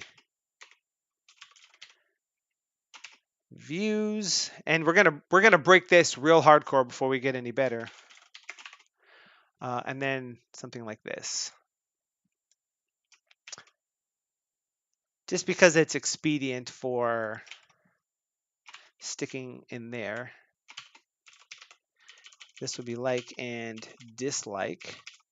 We turn that off. This is now ridiculously long. We have the video, we have the title, we have the views. Yeesh. It's equal to videos for statistics.view count, which I think should be actually a part of this information. And then this is like, and this is dislike, and this is like count, and this is dislike. Now, I don't think this is necessarily going to do what we want right away because the syntax is a little crunky. Hence, the syntax highlighting breaks, but the other part still works. So we need some more syntax action for this. We also need to resolve that particular issue. It's actually kind of interesting.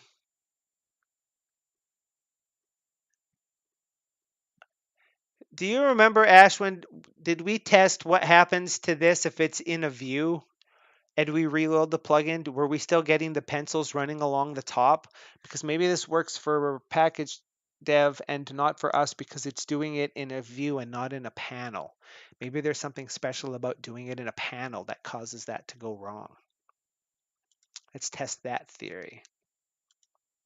That's not the settings we're actually interested in, though.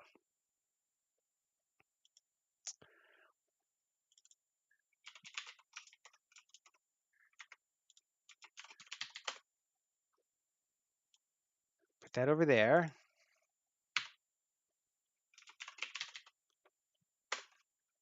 Okay. Here I would expect this to happen because we're just reusing the same view. But why does it happen in a panel? I guess it just clears the content. It doesn't necessarily close and reopen the view.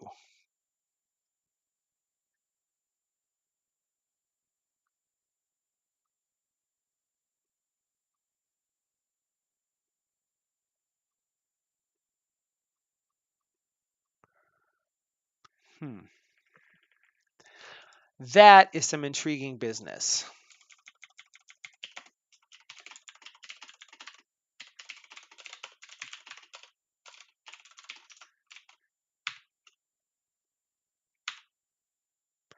No trigger, huh? Wish I could say I was surprised, assuming that I remember how that works.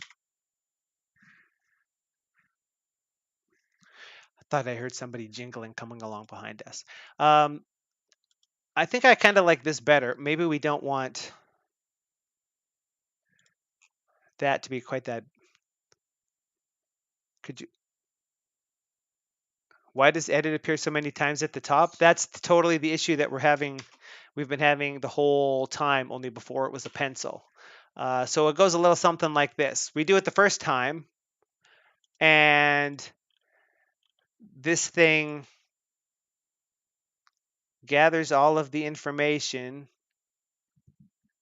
and calls this video markup command, which is something that apparently I keep closing when I didn't mean to.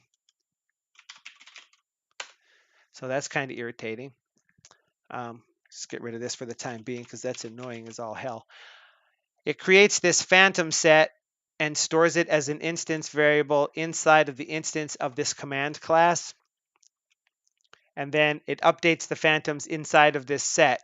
And every time that this runs, the phantoms that are in this set that's stored in this instance variable get updated with the new ones. So if I do this 1 time, 2 times, 20 times, everything in there remains the same. Although I guess arguably having a phantom at the start of a line is a bad idea because if it goes too wide, you can't jump to the left because there's not any actual text there. So maybe that's an issue for this whole thing. However, when you reload the plugin, the command gets reloaded, which means a new instance gets created, which means that the next time you run this, there's a brand new phantom set that just happens to have the same ID as the old one. But the old phantom set is still there because it's stopping the original command from being cleaned up. It has a reference to the command, so as long as something has a reference to this has a reference to the view, rather, and as long as the phantom set has a reference to this view object, the thing that holds this function instance of this command, or this class instance, I should say, can't be garbage collected. And until it's garbage collected, this can't go away. So this phantom set stays forever, which means when you do it a second time, the first thing that this thing does is grab all of the text and delete it out. So all of the text is deleted, but that doesn't delete phantoms because phantoms aren't part of the text when you select all. You can see that there. So the net effect is all of the original phantoms get compressed to the top of the buffer. So essentially, to resolve this issue, as far as I can see, we need some way to know when the plugin is reloading to destroy that phantom set. But the confusing part is that that doesn't seem to be a problem with package dev, which also does something with phantoms. Inside of its settings listener, which is a view event listener, maybe that's the key? No, it can't be. Uh, unless there's aha, this. Now, I searched for that. Why did I not find more of those?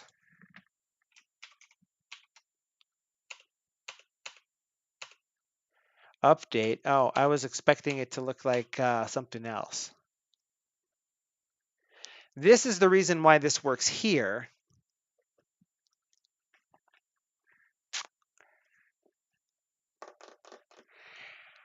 I don't know how we do something like that for a panel, though.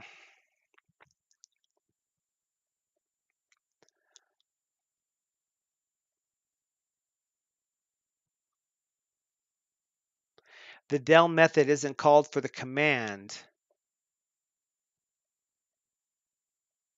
I don't think. I mean, if it was, we wouldn't be seeing this happen, would we? Let's double check. And we could like run the tape back, but oh, did I do it? I did it in the wrong command, I suppose.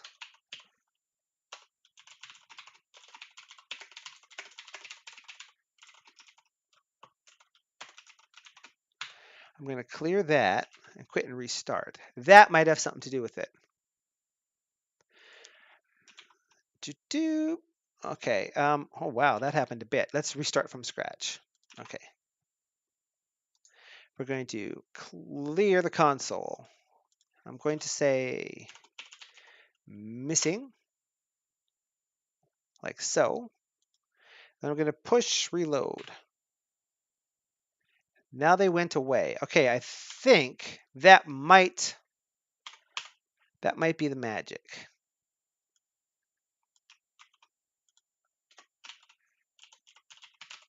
Although this really seems like it is a leak.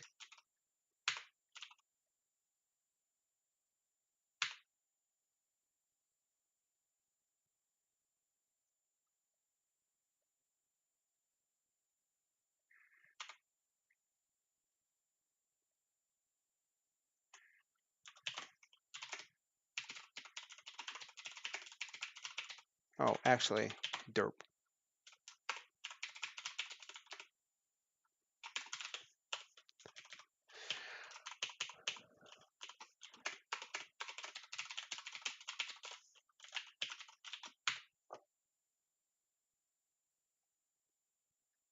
Better quit that and restart it to make sure of sanity. Ashvin says, I thought there was a way to clean up the phantom state when the view is closed. Technically, I guess that's what we're doing now. That part seems to be okay. So we also need to resolve the other problem we were having with that, but maybe we can actually get on that now. Okay, so that works. I think we need to do it slightly different than the way that's doing it, though. If I clear this console, that should have removed the phantoms, and it didn't. So technically worrying.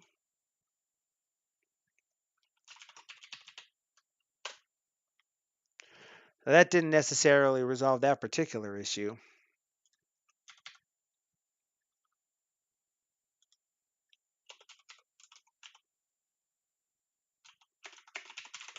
I wonder what this does.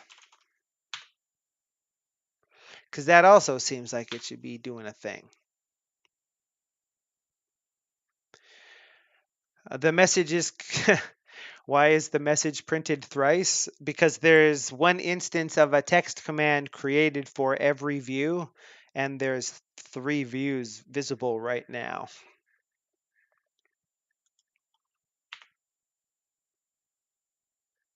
Sometimes it doesn't create commands. Technically, what it does is, and actually you could see this the other way too.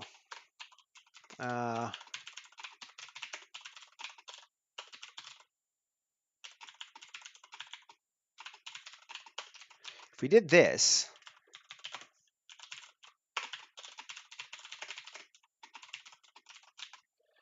if I hit the key, theoretically, assuming I did that correctly, and I may not have, I may, for example, have forgotten to do that.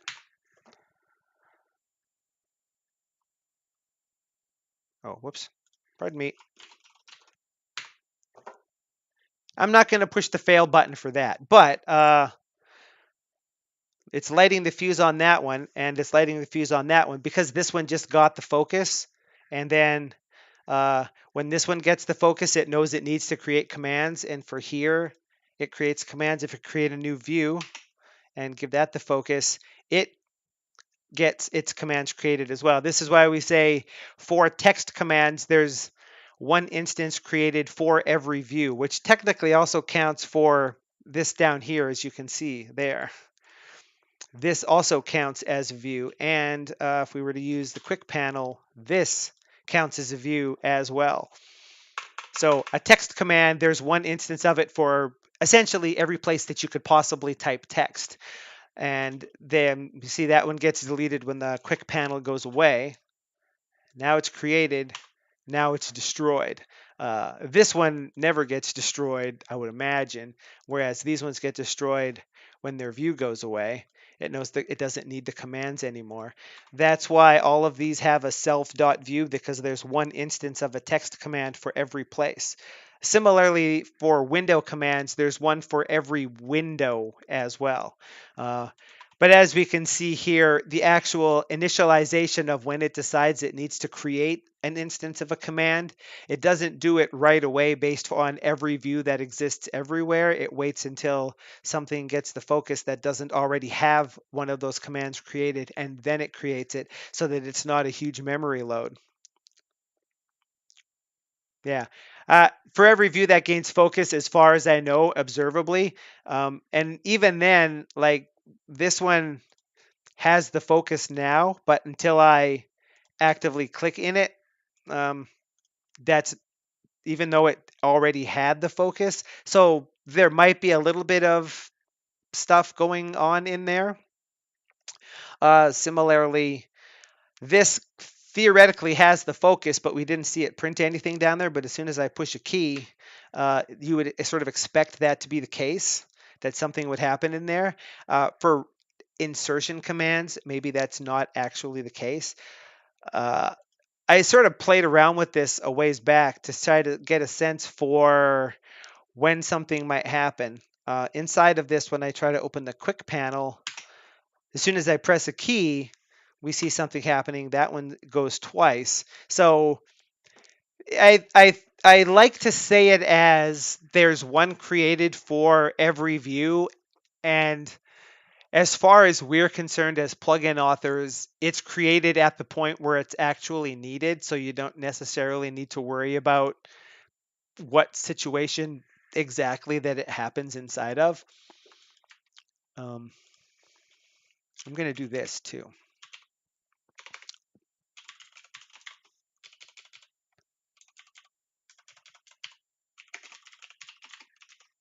Just so we can actually see what's going on here, because it really seems like if that was the case, setting this or doing this and then doing this should destroy the phantom set. In this phantom set, actually, our problem might be that we're creating it in run and we're not creating it in edit, now that I'm thinking about it. Maybe we were dealing with this the entire wrong way this whole time. Which just goes to show how frequently I tend to use phantoms for anything. So this view is view 37. And then I have to reload the plugin. 37. Global name view is not defined. Oh, shoot. I did that wrong. Dangity dang. Actually, that one's okay. It's this one that's not. Let's reload that bad boy and go again. That's still 37. I think that's probably the magic of why this is going on. It clearly got destroyed. It said boom goes the dynamite 37. This is the view with ID 37. And when it did this, it should have updated the phantoms to be empty and then removed the entire set, but that doesn't seem to be what it did. But maybe we want to do this instead of that.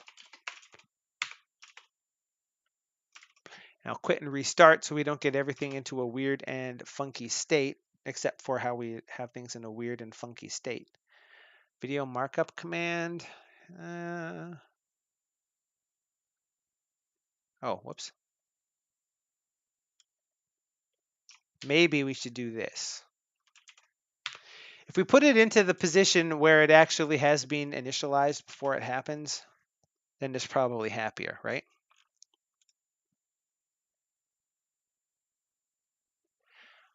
How do you get the console output cursor to appear at the top? I have a plugin command that flips the setting. Here, whoops.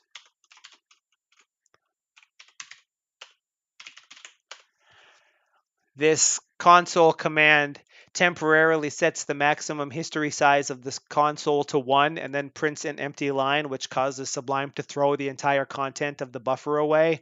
And then it sets the console history max lines back to whatever it was originally set to, which is either the default or something you put in your preferences, which forces Sublime to throw away the entire contents of the buffer.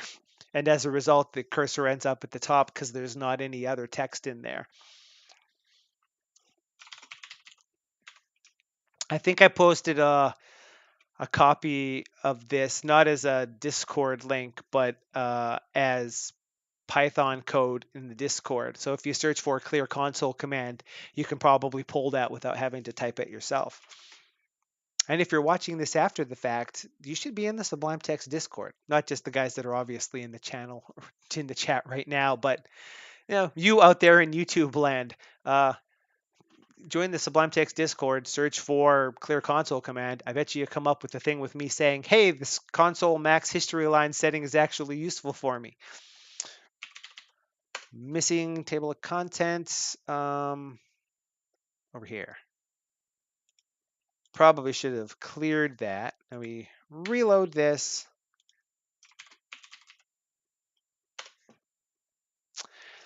Well, that's unfortunate because that still seems to be unhappy. And I'm not entirely sure what I am doing wrong there. That's a little too tall for my taste. Well, I guess I kind of like that.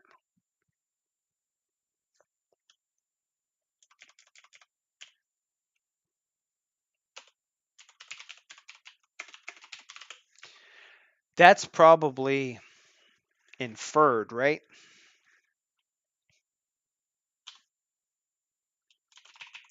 So we don't need to test it. We just need to do that. Whoops, I did that in a way that I did not intend. Perhaps there's a method on the Phantom class that makes it do something weird.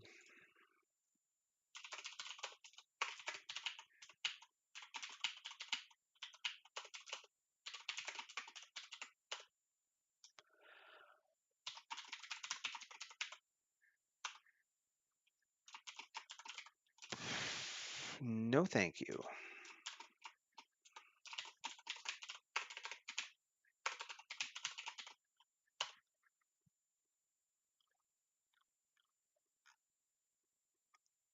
This is the part where the phantom set being deleted is what causes it to erase phantoms out of the buffer, which is why you have to keep a reference to the phantom set around so that otherwise, as soon as it goes out of scope, it immediately decides that it doesn't need to exist anymore and it erases all of the phantoms, and then you're mind-numbingly unhappy with what's going on.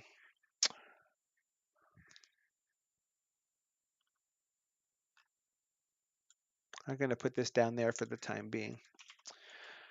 So if when this is initialized, maybe we don't even need that there anymore. If when this is initialized, it called self.phantoms to create a phantom set for this view. And when it was deleted, it updated it to say there should be no phantoms, and then also delete the list of phantoms. And then also the list of phantoms is updated every time this command is executed. Why would it be that the phantoms are in fact not erased? I think that is kind of an intriguing question to which I would love to have an answer. But for the life of me, logically, it doesn't seem like that is actually something that should be the case. So basically, we're just mind-bogglingly confused with the weirdness of what's going on right here.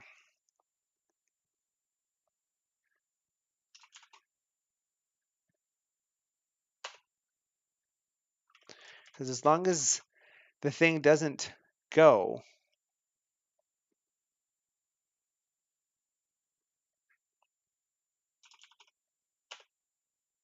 that works just fine. But as soon as it gets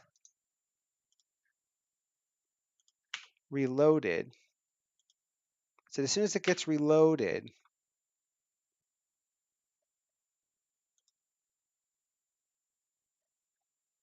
the fact that that is now lighting the fuse for 42 and that said, boom goes the dynamite for 42, would seem to indicate that it should have decided to destroy the phantoms here. What this code should actually do is whenever you reload the plugin, it should totally clobber the phantoms away, but it doesn't. And this really seems like something that I've heard people complain about in the Discord too. So I'm pretty sure I'm just doing something monumentally stupid here right now, and I just can't figure what it is right now because I'm tired.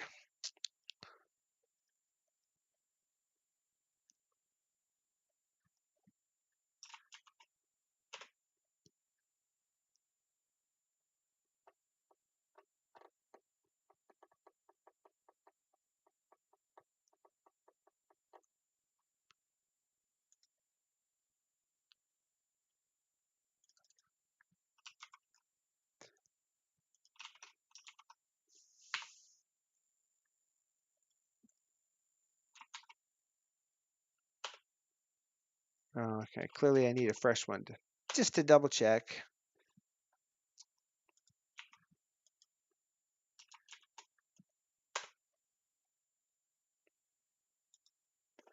But that does not seem to have any effect either while we're fiddling around with this thing.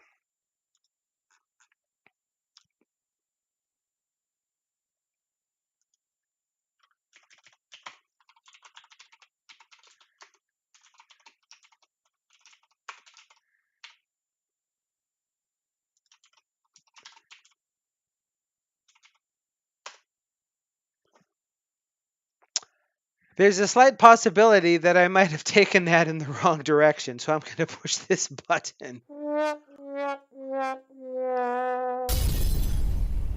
On the plus side, it's very easy to click now.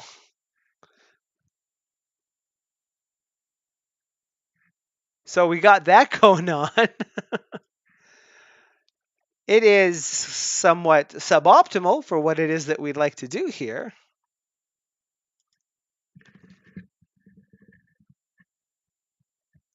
This isn't a view event listener, isn't it?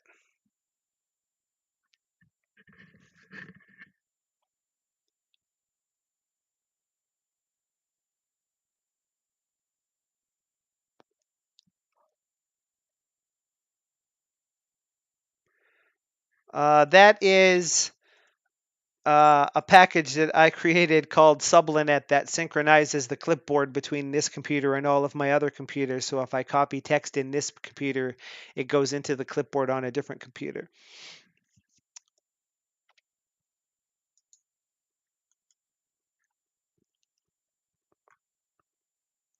It also synchronizes the clipboard history between machines, which is something that Ashwin suggested and is pretty cool because it means this there's a constant clipboard history that essentially maintains itself across forever because this computer, my work computer, the one in the other room, and this MacBook over here all have this package installed in them. So one way or another, the history tends to sync itself around. Van Term is the computer that's sitting to my left here.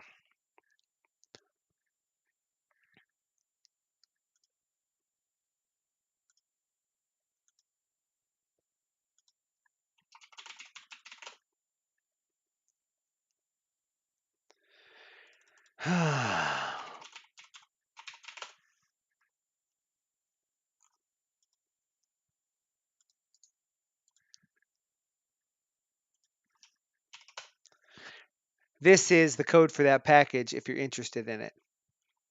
But basically, there's a little low-level protocol where if there's one or more copies of Sublime on the same local area network that are running this package, they all periodically advertise themselves with a broadcast message to say that they exist and what port they're listening on.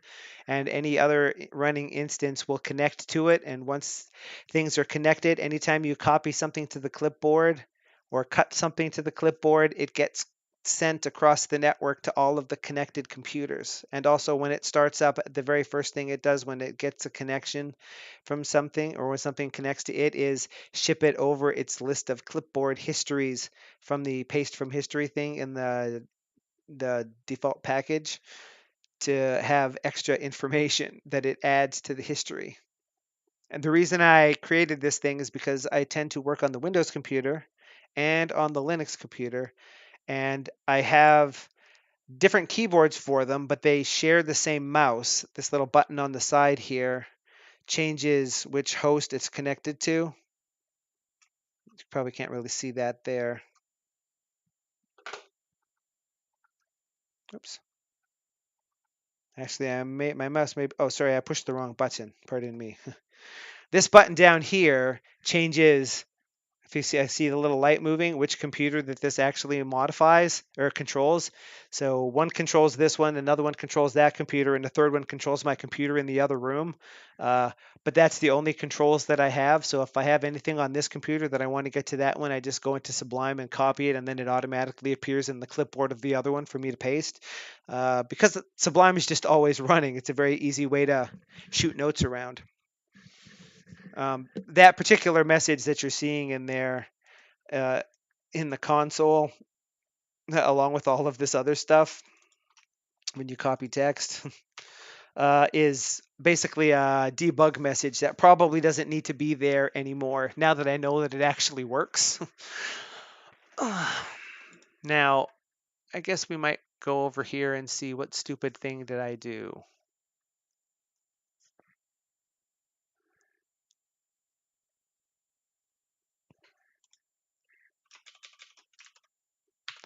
I probably meant something like that, didn't I?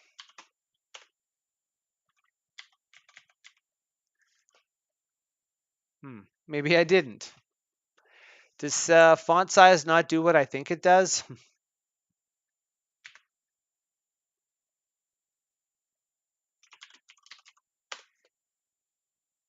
Clearly not.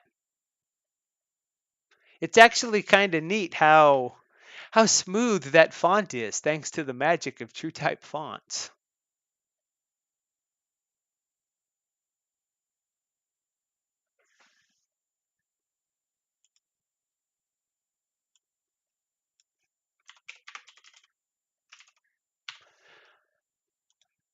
Mm.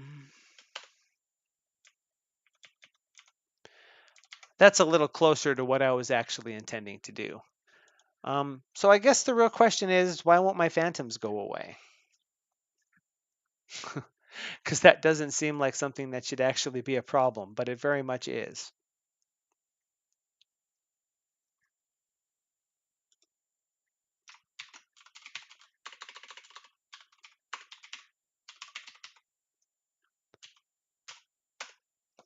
It creates a phantom set attached to a view, a key to group them together.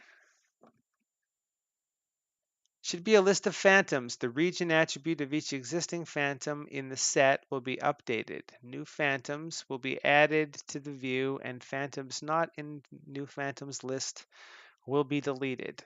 I mean, you say that, but at the same time, that does not seem to be the case because we're clearly updating it to be empty, but that is still not what's happening. Now, if we follow through on this event listener, when the instance is initialized,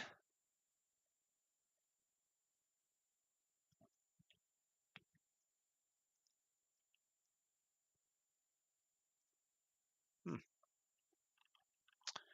one of the things it does is say that the phantom set is a new phantom for the view that's associated with this thing, with its little string key that is its own thing. And Then it calls build phantoms. Maybe build phantoms does something magic.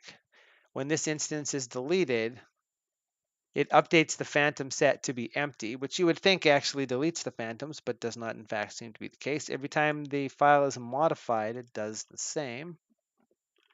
So I guess if we looked to build phantoms, is that doing something different than what I'm doing?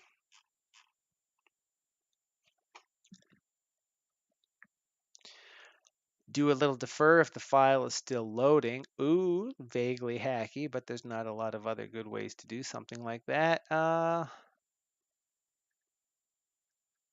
Find by selector, subster,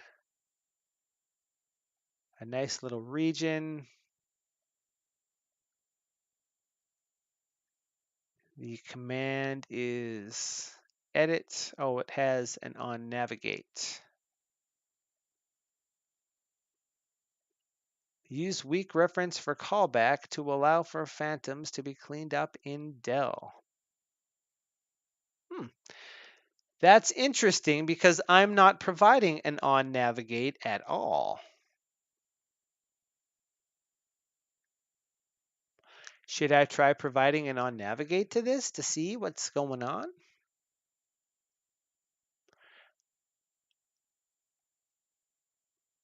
Is there a default for that?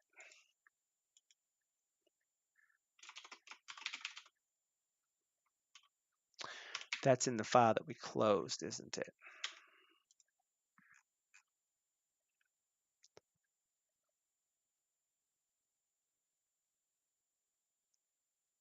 Its on navigate is none.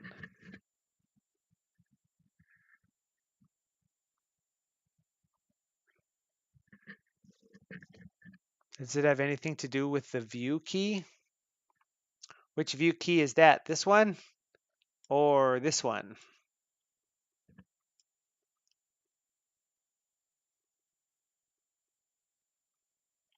I think the magic of this is that it needs it to be able to use the underlying API that it actually uses to manipulate phantoms, which is something that we could also do, but generally you don't, and you let the phantom set do it for you.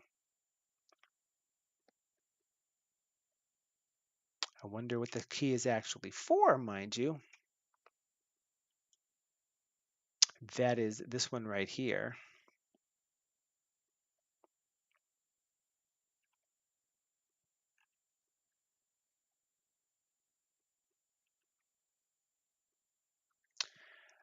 The issue, such as it is, as far as I can get, if we took it right down to brass tacks, I think the problem is that the phantoms that are being added in there aren't being removed for some reason. But I don't know why that would be the case.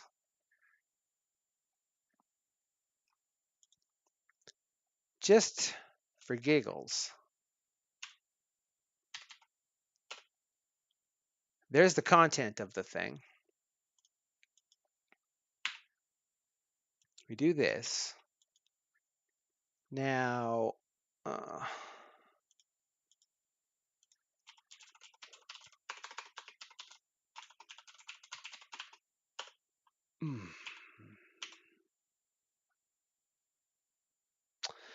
oh, it's going to need the list of them, huh?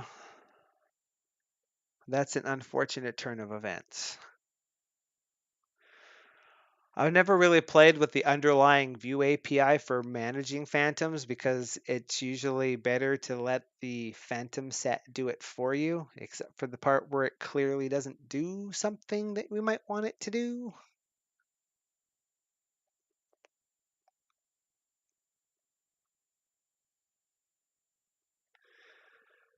So,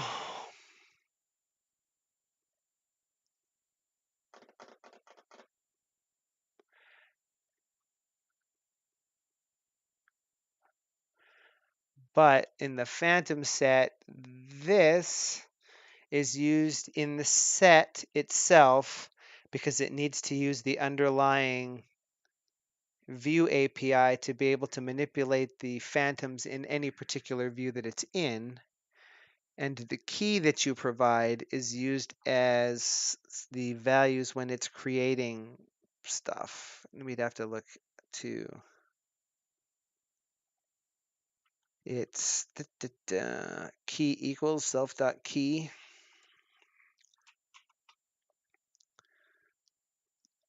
When it adds a new phantom, one of the things it gives it is that particular key, which is very similar to how Sublime or view.add regions adds a set of regions to something and associates them with a key so that you can find them later.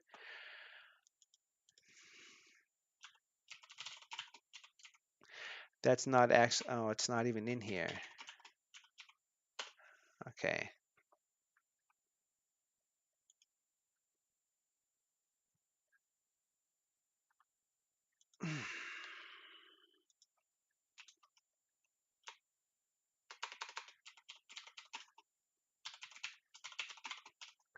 What's that thing called?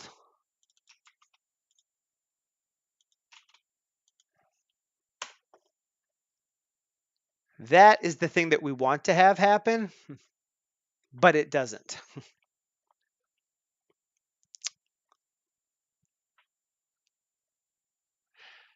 The real question, though, is why?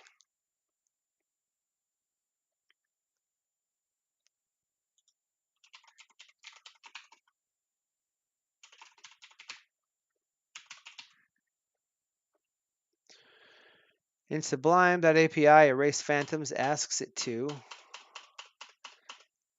And that's the only place this is actually seen.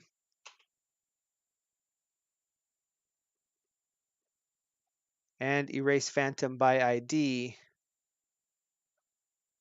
actually takes one with a particular ID. Query phantom takes a list of phantom IDs, a single one or multiple, and either wraps it or not as appropriate. Because it's supposed to be a list, so if you give a single one, it turns it into a list of one. Otherwise, it just passes the list, and that's all the stuff. Someone was asking me earlier about this thing, which we covered in a previous thing. Set syntax file is deprecated, but it just calls assign syntax, which does what set syntax file used to do. That's neither here nor there if you're not the person that asked that particular question in the Discord. But, so, I mean, realistically, we could solve our problem by just doing what I just did to make them go away here.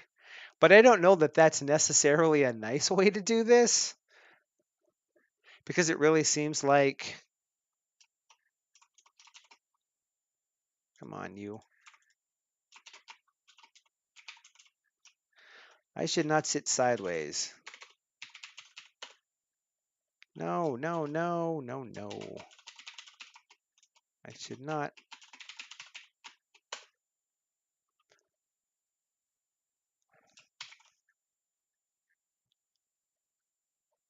The whole of it fits directly in here.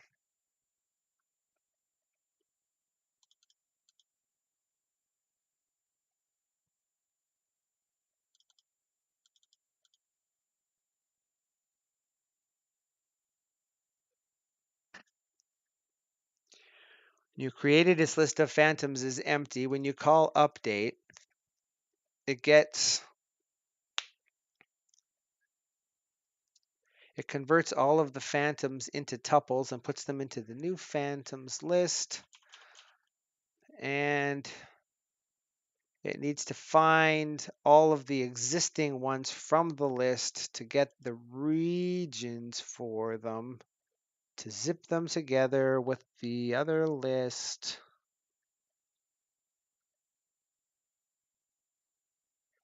You should not open read things. Yeah, I know. I tried to, I don't know if you were around, but I totally have the ability to jump the camera around. But I don't think there was a lot of interesting stuff happening down in that particular thing. But yeah, please do call that out because I tend to forget that part is obscured from time to time. This was all the way down there, wasn't it? Yeah. I don't know that there's necessarily a ton of interest to be seen in this because this entire thing fits inside of one tiny little panel.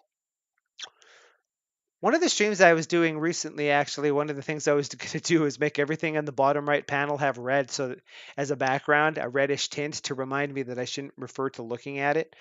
Um, I can also do this, but then chances are good that I'll totally forget that I need to clear the thing. And then when it eventually happens, maybe I pushed other buttons and suddenly I'm in a different part of the screen than I was before, which all things told is one of these.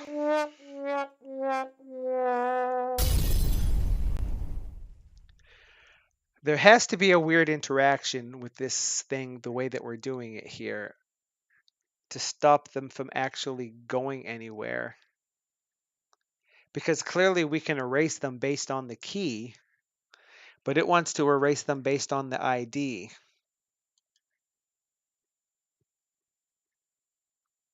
And it can't.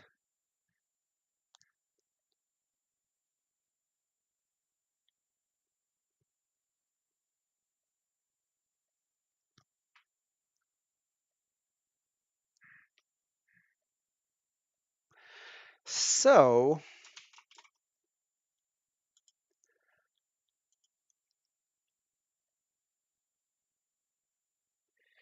looking at the API, are the phantom IDs cleared, the actual phantom IDs you're expecting? I mean, the only way to know that for sure would be to actually tweak this up to see what it's actually doing. But those IDs are something that are actually implemented by this thing.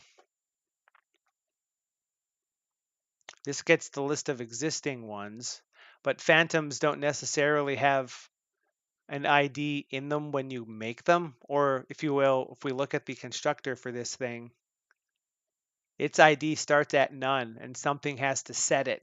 I'm not setting it, so that must mean that this thing should be setting it, right?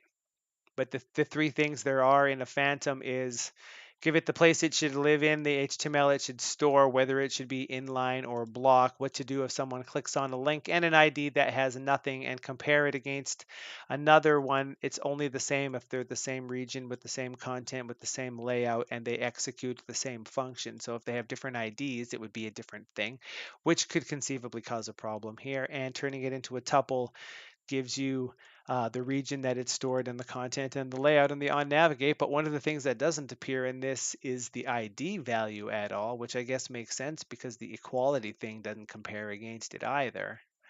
And when looking here, when you create the phantom set, it's initially empty. And if we followed what happened when we gathered up a list of phantoms that starts empty, as we see here, and goes through all of the things in the region they're appended to that list, and then at the end it's called to update those. It would convert them all to tuples. I'm not entirely sure what the colon is for there. Maybe to stop the tuple from expanding. Oh no, sorry, this is probably a dictionary, isn't it? Or a set or something. This is a set constructor or an inline set. Sometimes it confuses me that sets and dictionaries have the same literal. Update the phantoms that exist in the text buffer. So if it queried the phantoms to get the IDs for all of the things that are currently in the list, it would end up with basically an empty list because initially there isn't anything. So regions would end up being empty and this would do nothing. And then current phantoms would end up also being an empty set. Then for the new phantoms, it checks to see if there's an ID. The current phantom's ID is equal to this one. Dictionary? Yeah, the colon on that one kind of throws me off. It makes me think dictionary because it's got the colon, but there's also some stuff in here that's doing things with sets. I guess it's doing it explicitly from a thing, so perhaps not. For all of the new items that have a key, which we're not providing,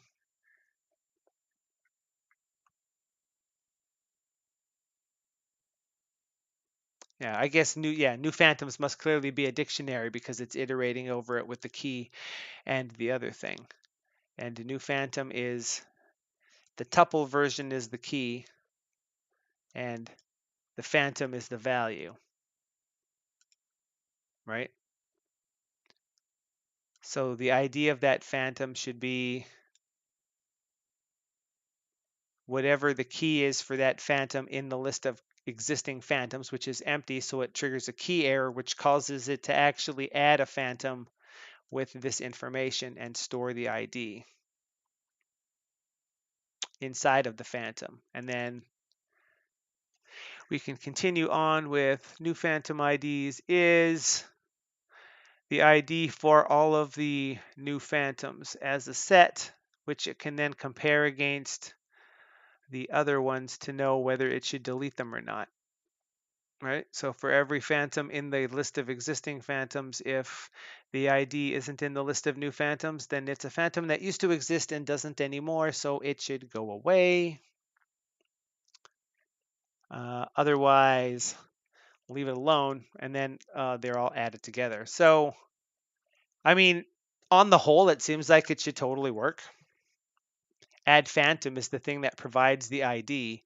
So if we presume that what we're creating is a set that starts out empty when we create it for this particular view, giving it the key so it can do its own jiggy behind the scenes. The first call to phantoms.update, there's two, but this one happens down here, giving it its very first list of phantoms. So they should just be added because they're all going to not exist, right?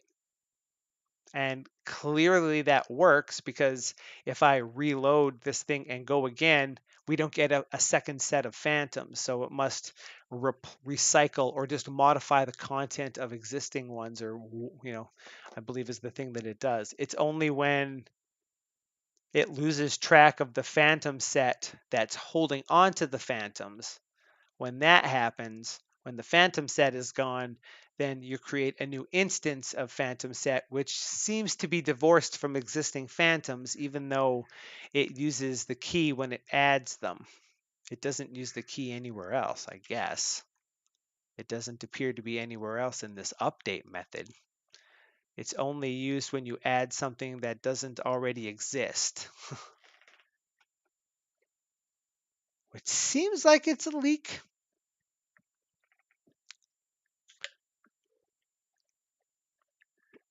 By the same token, this isn't a problem that we should be having because we're not the ones who wrote this API. Presumably someone smarter than me tried this and it actually worked. Still in all, calling phantoms to update it with a list of phantoms that's empty should make new phantoms be an empty dictionary, which means that none of this stuff happens. New phantoms ends up being an empty set, and then for every phantom that exists in here, it's not in the list of new phantoms, so it should go away.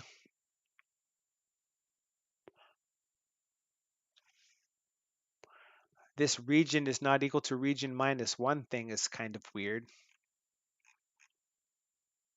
I'm not sure what that's supposed to represent.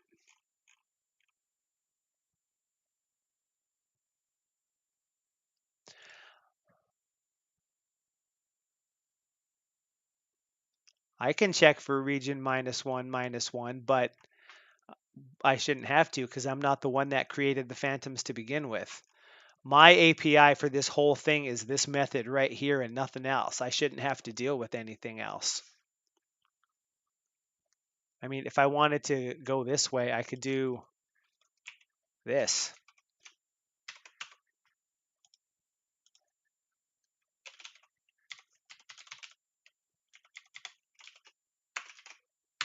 This will solve the problem. There it is. It's still there. For some reason, it bumps a little bit to the right for reasons I don't comprehend because it didn't actually do anything and the cursor's still at the top left. The view just decided it needed to scooch right a little bit for no good reason. I could do that as many times as I like, and if I was to reload this plugin, now when I do it, Well, I mean, it worked before, didn't it? But now it doesn't.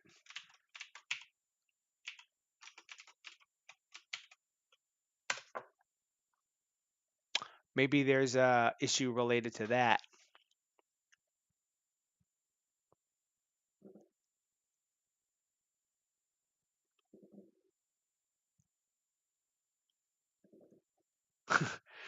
Funny you said time to call the cops on the guy who created Phantom Set. There's a huge load of fireworks just went off across the street. I have a feeling I know why that it's actually doing that. Well, I mean, I guess this has a view ID, so there should actually be a view, right? I was going to say maybe the view is actually none at this point. Um, but issue such as it is, that didn't work there, but it totally worked here when I did it.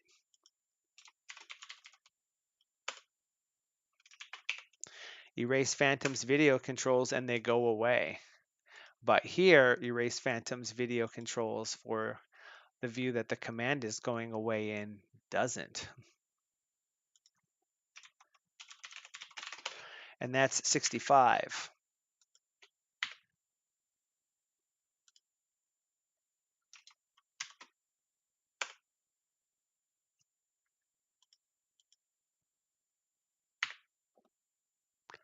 Boom goes the dynamite for 65.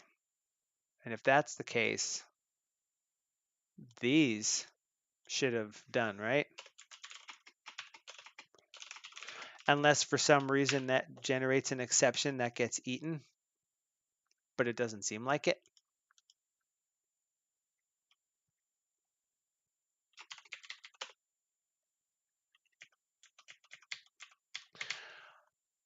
This is kind of a fun yet irritating issue to have. But I wasn't necessarily looking forward to trying to fiddle around with HTML to make it look like the way that I want it to look. So on the whole, I'm actually pretty happy with the way that this has gone down. Boom goes the dynamite, done. So I guess the real question remains, why is it that this doesn't work inside of the delete where it actually clearly is happening? Because that doesn't seem right.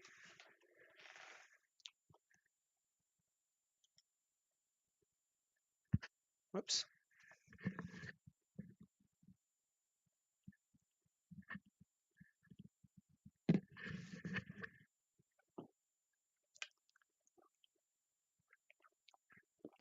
What else can we work on that's not this? Because I have a feeling this problem isn't going to get solved today. And the ultimate solution to this problem might be to just not use anything, anything this related to begin with.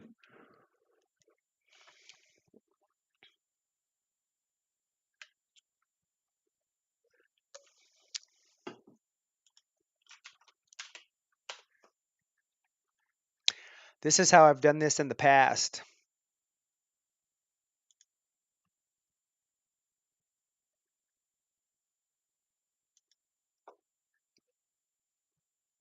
Which also tracks with the idea that we want to be able to. That's not what I meant to do.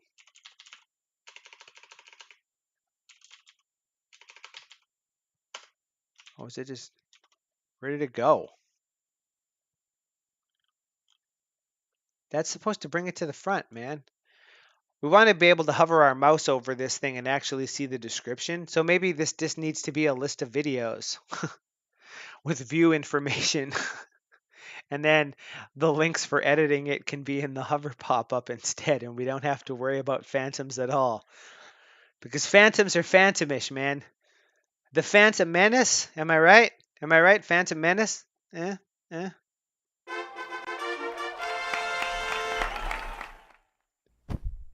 I'm taking credit for that one, and I wish that I had thought to name the actual stream that before we started.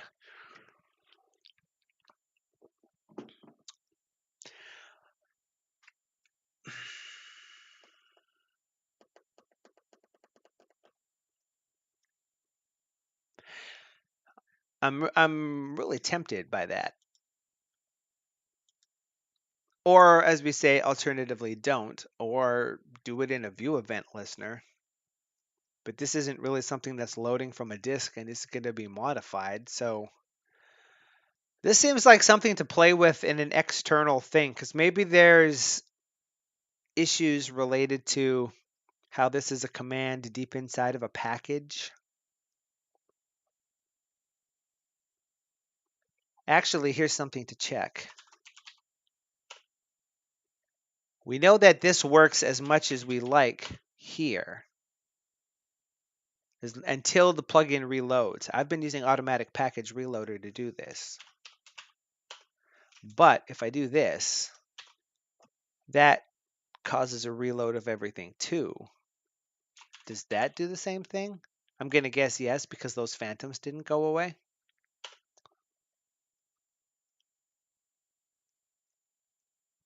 Huh.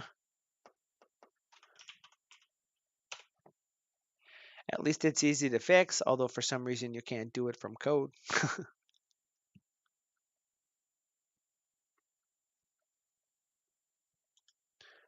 Or alternatively,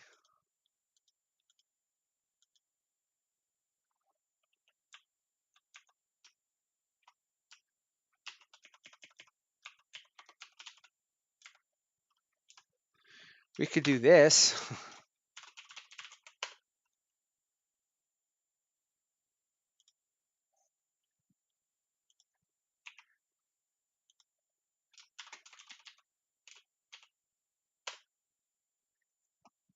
That solves the problem, but it doesn't really follow the API and how it's supposed to work, so it makes me kind of skeeved out to actually do it that way.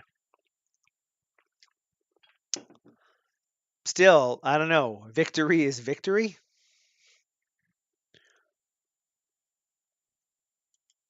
So let's say we don't care about that, and we don't care about that, and we don't care about that. Instead of wholesale erasing phantoms, one way would be to leap over the phantoms in phantom sets and delete them by ID. Is that actually something that's available in this? Be interesting to see what's actually in that list now that you point that out. Ow! Son of a. Here. Here's what we're going to do. Just double check. We do this when we start, and let's put this one at the bottom. Then when we see it, we know that it actually did something. So when we initialize this thing, we're creating our phantom set, and we delete it. We do that, right? We're not going to call erase. This isn't something that we were doing before. Previously,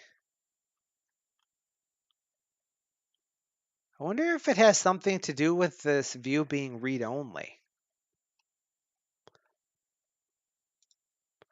Let's not worry about that for the moment. That'll be something to look into. So this spans over all of the records, gets the region, adjusts it, figures out what the new adjustment is, gets the value, splits the video equals video ID part away, formats it, then erases the major region and uses the phantom to set the first part. At the end, it calls that, and it calls set read only to turn things off. And according to the API, because the phantom set starts out empty for this view, which must be valid because the command just got created with it, with this ID, anytime we update this, it should add in new ones, it should update existing ones if they happen to have the same ID, which is nothing that we're doing here because we're creating all new regions every time. So theoretically, they should be different every time because they don't have an ID.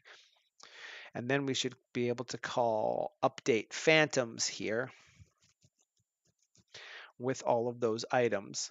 And it should modify them. And then eventually, when the plugin reloads and the command goes away, it should set self.phantoms to none, which should trigger, because this is a phantom set, this, which for all of them erases them by ID. So, in order to make our lives better in the general case,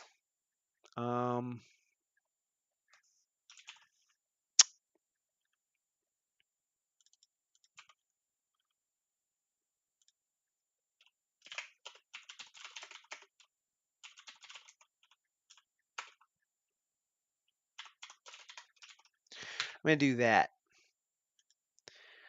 Start fresh. When we get it, we only see 2.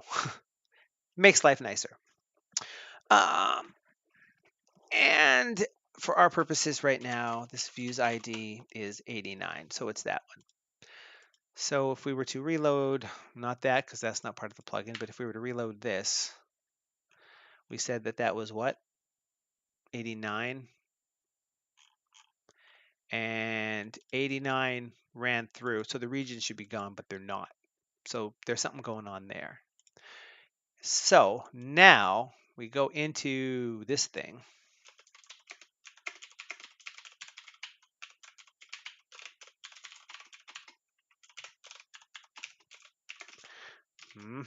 We do this. Okay, I'm going to close this to make sure we're starting fresh. Fresh off the boat. We gather it. There's 2 things. Cool.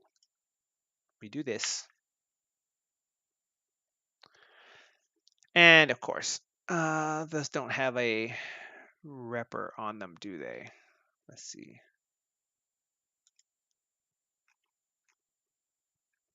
No, they don't.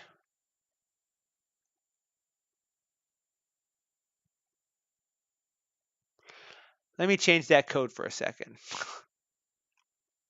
Not that code, though.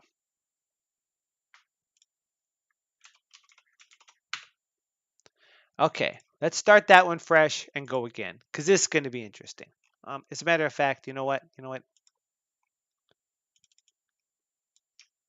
Let's do this.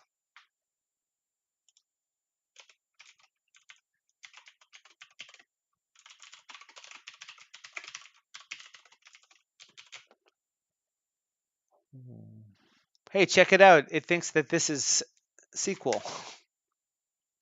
That's neat. Okay.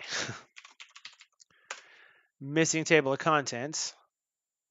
There's 2 with IDs of 1 and 2. Hey. Okay.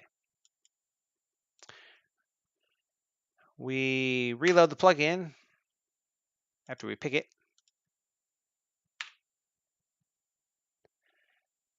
And the IDs are 1 and 2.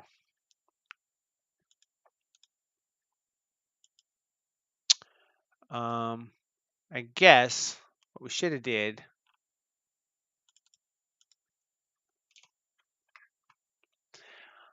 unfortunately, once we set that to none, we don't really have a lot of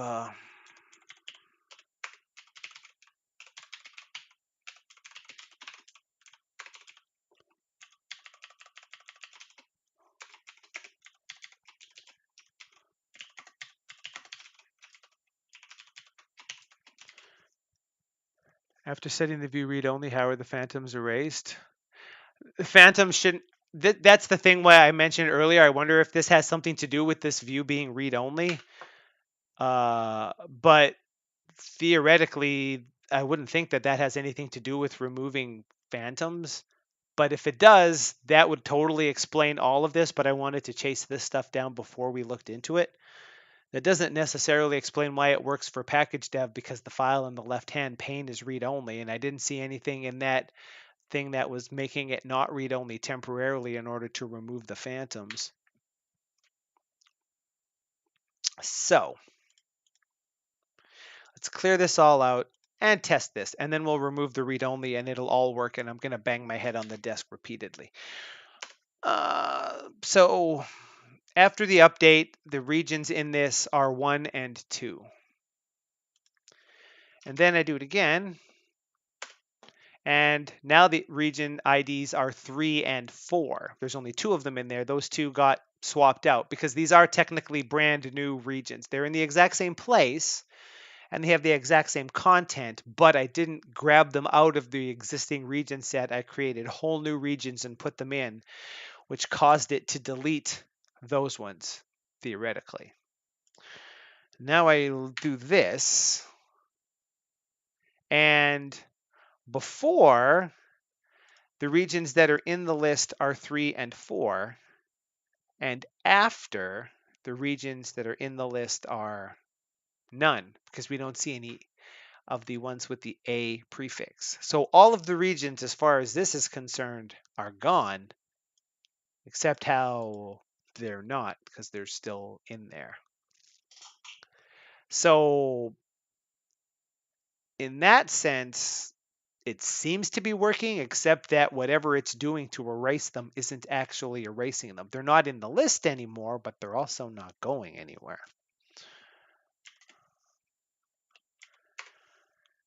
But if I did this, and we close this, and we clear this, do we get a different result this way? Now there's 1 and 2, which what we saw before. And then we do it again. And now there's 3 and 4 because we added 2 distinct ones. And so the original 1 and 2 go away and 3 and 4 exist. And then I reload. And it says 3 and 4. But they don't exist here. I mean, they exist here, but they seem to have been deleted. And then when I do it again, 5 and 6 are in this list now, but only 5 and 6, even though those are there. Kind of makes sense because I think we're creating a new phantom set. No, we're doing it in init, aren't we? And we're setting it to be none.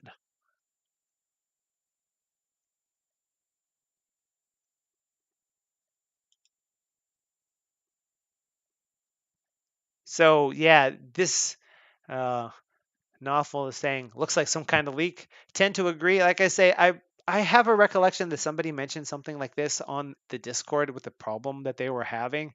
So there's probably something really obvious that I'm missing here that I'm doing wrong, but I can't for the life of me see what it actually is.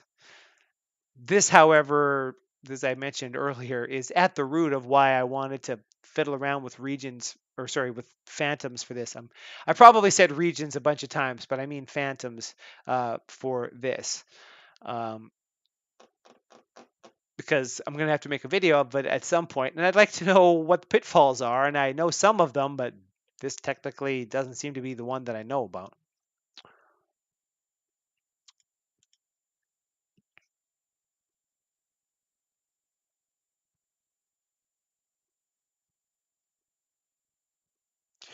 I'm trying to think here. It goes 1, 2, then 3, 4, right?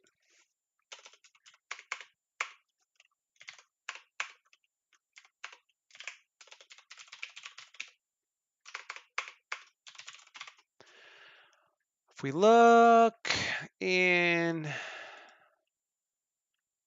not that one. Oh, I know I closed it, didn't I? Shoot, shoot, shoot. No,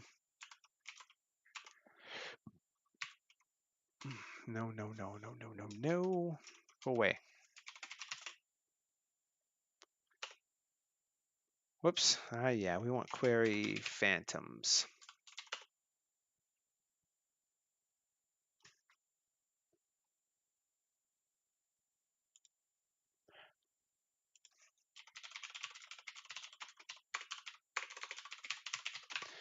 Phantoms with the list of 1, 2, 3, 4, 5.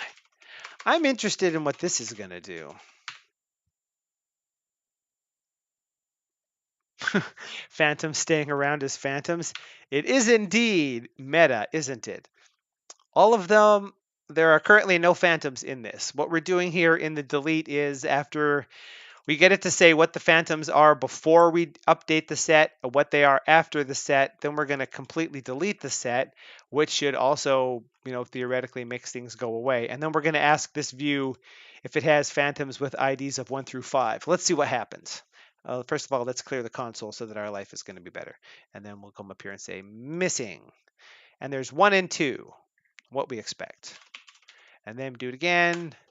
And the update is complete. And now it only has 3 and 4. Okay, I'm gonna reload Yawn plugin. And I mean, it thinks there aren't any. So at some level, I mean, it's working, right? As far as it's concerned, the ones with IDs 3 and 4 don't exist anymore. For 103, which is that one, the very first one. Except, is there a way to query them without doing that? You have to give it an ID or a list of IDs. Or you can erase phantoms by a key.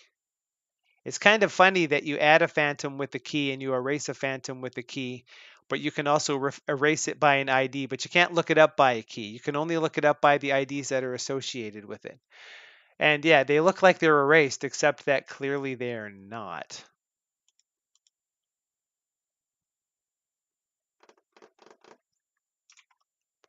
And we can totally say view.erase phantoms with this, and that definitely makes them go away.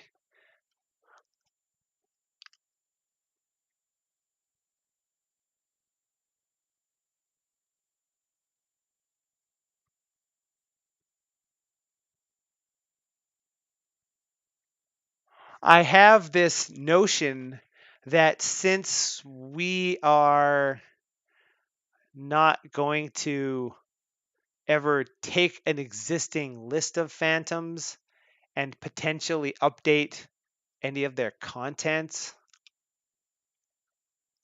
that we could just use this one to add phantoms and then erase them and not use the phantom set at all. The read-only property isn't turned on anymore. We could type in here all we want. Oops. So it can't be that if that's an issue, because it's not read-only anymore. Unless you mean phantoms are supposed to be a read-only property.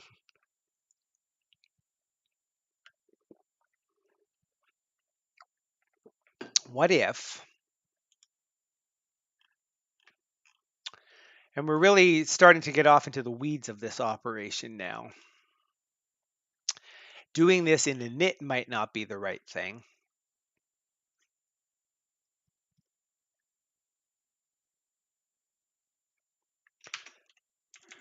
If we comment out those, well, technically, let's just do this. Do we care about any of those? No, I don't think so.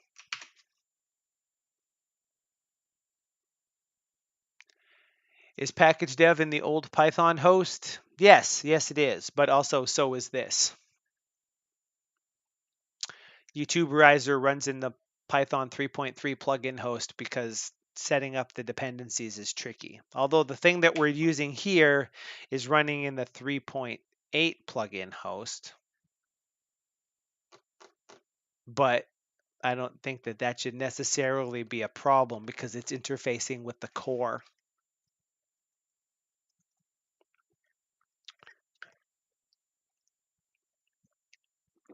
So that is a good thought, though.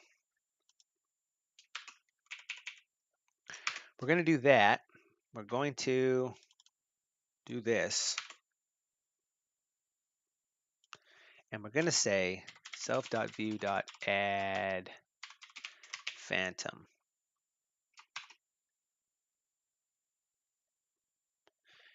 And you know, if you type the word phantom enough times, it suddenly starts losing all meaning, and it doesn't really look like something that actually exists anymore.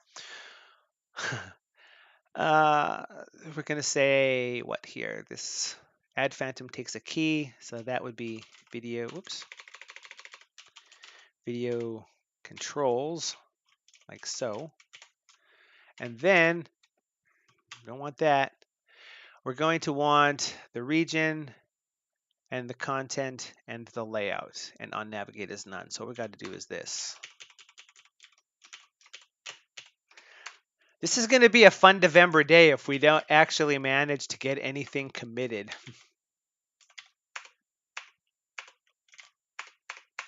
At this point, I'm really losing my interest in using phantoms, but I'll be darned if I let this thing beat me. So theoretically, this is a large morass of completely commented out code, but if the very first thing this does is erase all the phantoms that use that, and then every time it comes through here, just add one using that key with an appropriate region, control, and layout, then theoretically it should always work and never do the thing that it's doing right now. Maybe we'll reload the plugin to make for sure and clear the console, and then reload the plugin to make for sure and clear the console, because sometimes you need a double, and I don't want to kill it right now. We're going to play it that way, are we?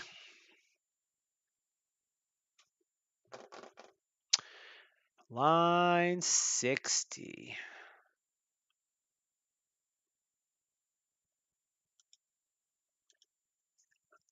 View.add phantom. It's going to get the self. It's got the key. Next, it's got the region. Then it's got the content.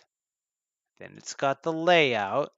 Is there more stuff after this? No, there's just on navigate, which is none. Why is it mad about this?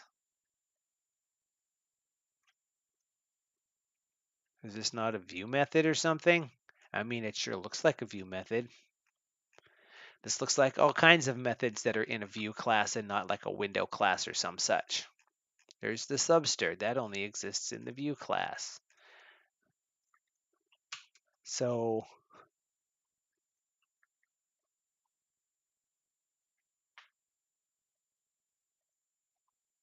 why is there an extra bracket here? Why is this not an error? Oh, Christ, has this been broken all of this time because of that?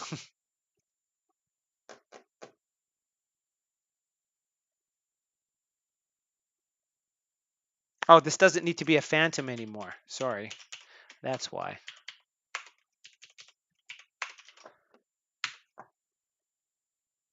I'm really suspicious about that whole operation now, to be perfectly honest.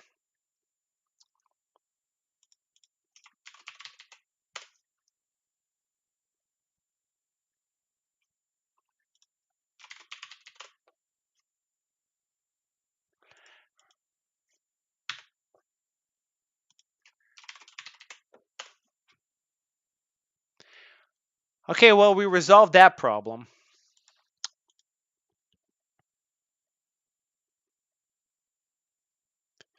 If we were creating the phantom wrong previously, I'm going to do this.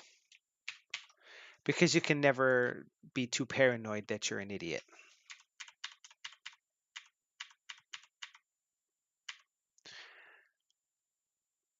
This is what we were doing before, right? And we were creating a phantom with that content and passing it to a pen. So it was definitely getting a region and the HTML and the layout, the way that we think it should.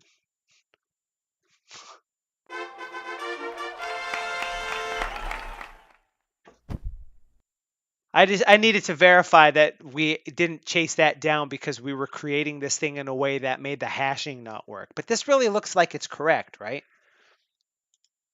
That one glows with the outer one. This one glows with that one. And these are arguments to Phantom, which is the region it's in, the control, HTML, and the layout. So this is definitely the thing that you want to do something like this. And you don't need an init, and you don't need a del, and you don't need any of that sort of information, and you don't need any of this.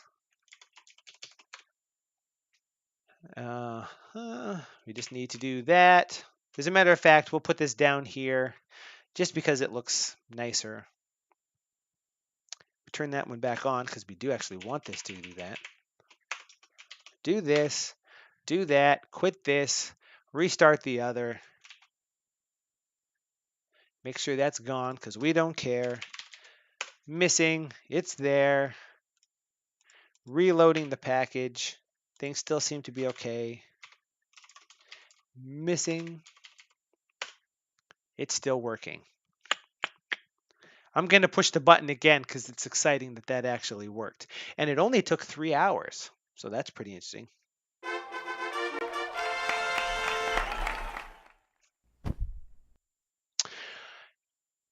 Okay. Now, issues with this. Um, that does not look correct anymore because this assumes information not in evidence. There should be a space and then some number of digits followed by the word views.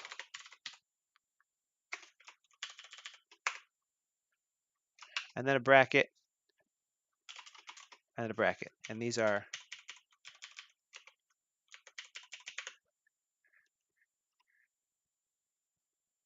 why is the square brackets of edit bigger than edit font size? Because in the HTML, it's the A tag that has the font size set to 0.9 rem, but the body text doesn't have that set because there's not a span wrapping it. So the one outside represents the normal size of the font, and the other one represents the shorter version. If we look in this thing, the font size only that I applied only applies to the A tag, but not to the text that wraps the outside of it.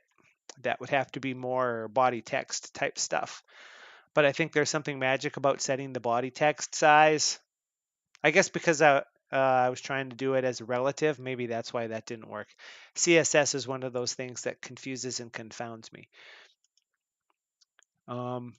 That solved that particular problem that we just had there. So nice.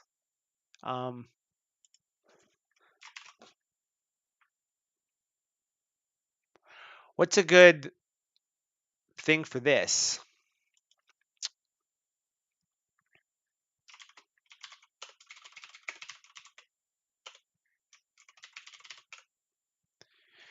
It's not a function. It's probably a name, right?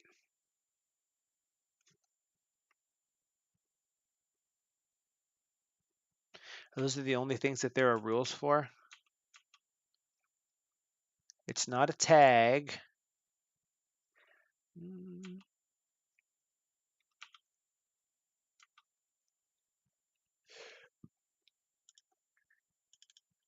That should have no effect on it. Yeah.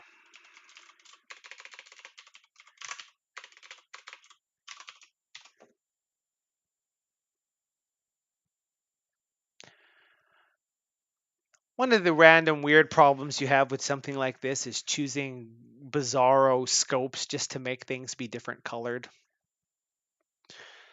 I don't necessarily think that that's a good idea by any stretch of the imagination.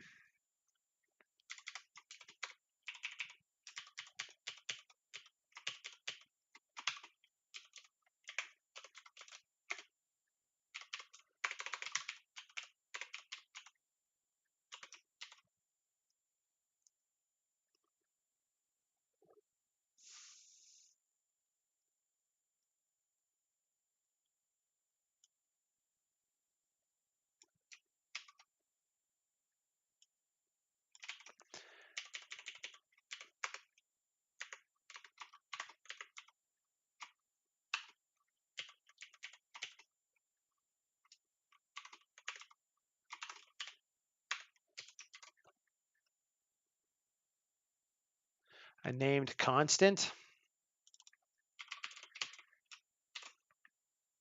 That makes it orange. The idea was to make it a slightly different color than this thing here, which is set to be punctuation definition thematic break. Ironically, probably the appropriate scope for something like that because I completely stole it out of the markdown syntax.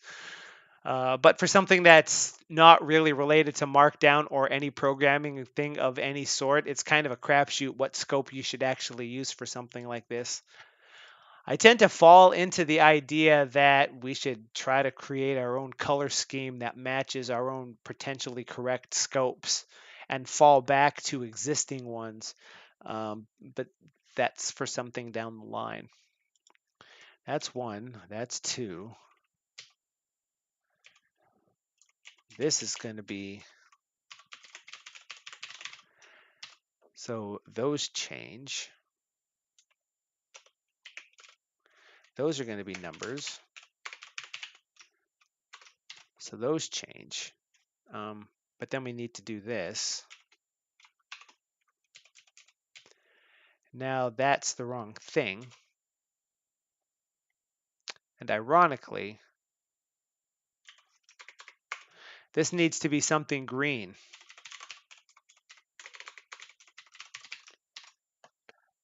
But sadly, that doesn't do what you want without also doing that color background thingy, which is unfortunate in the extreme.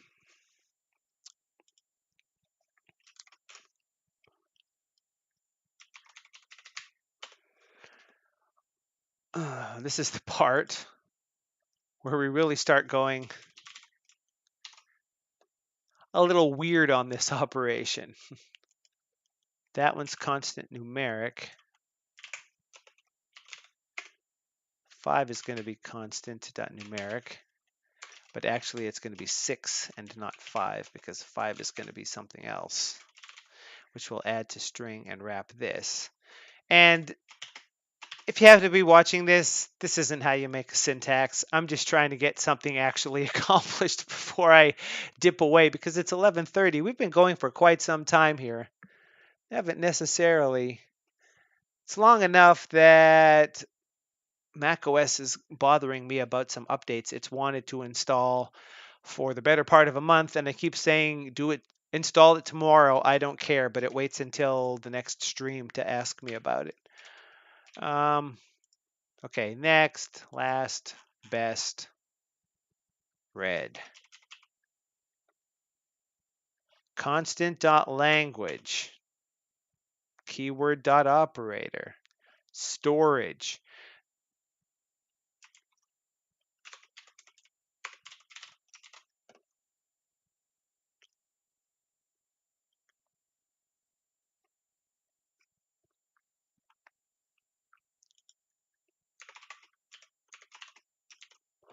That's going to break everything. But then,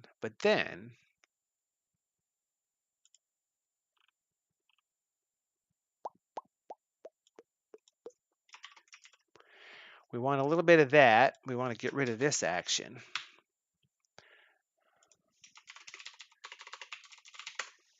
So we get a little bit of that. Does it seem hinky and weird that the text edit inside of those things is smaller than the brackets that are around it?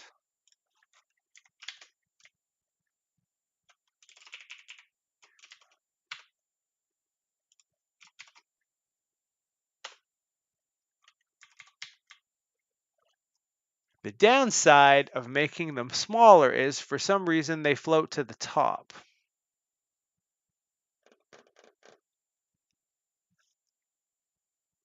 And I don't know that that necessarily looks better or worse than the other thing. What's the CSS command for vertically centering something?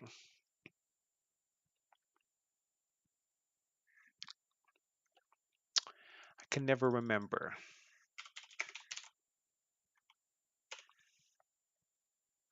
Vertical align.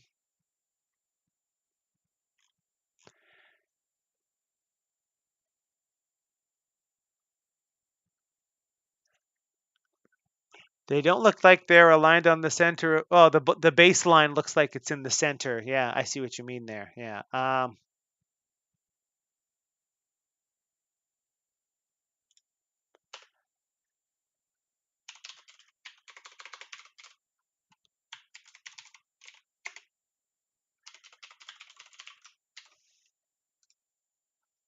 Oh, put a semicolon or it'll probably get mad.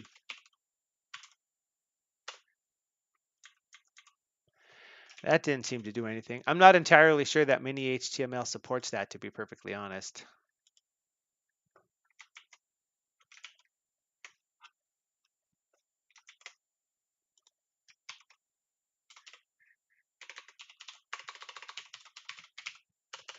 Vertical align doesn't appear in this list of CSS. Never want to get into the idea of using positive and negative units or anything for top, right, bottom, or left, because who knows how big the thing actually is, unless there's a fancy way to pull that. It's looking like there's probably not a way to pull that away.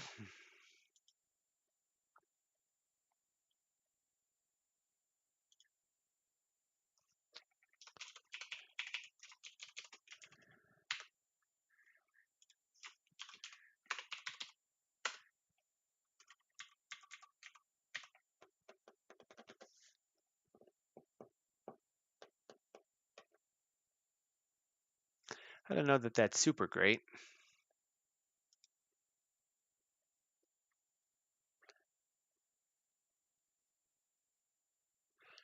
Just checking out the old Discord here.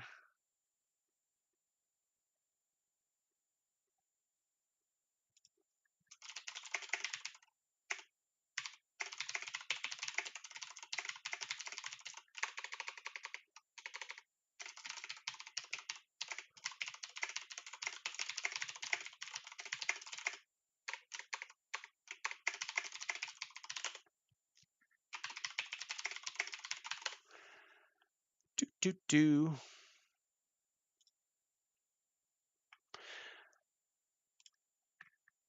Does it seem weird that the text views is white or that those other things are white when everything else is not? Or for that matter, that spell checking is turned on in here, because I don't think that's necessarily anything that needs to be on by default. Um,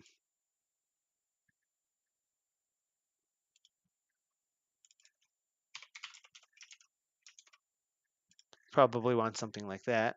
You can still turn it on if you want, but it won't be there by default.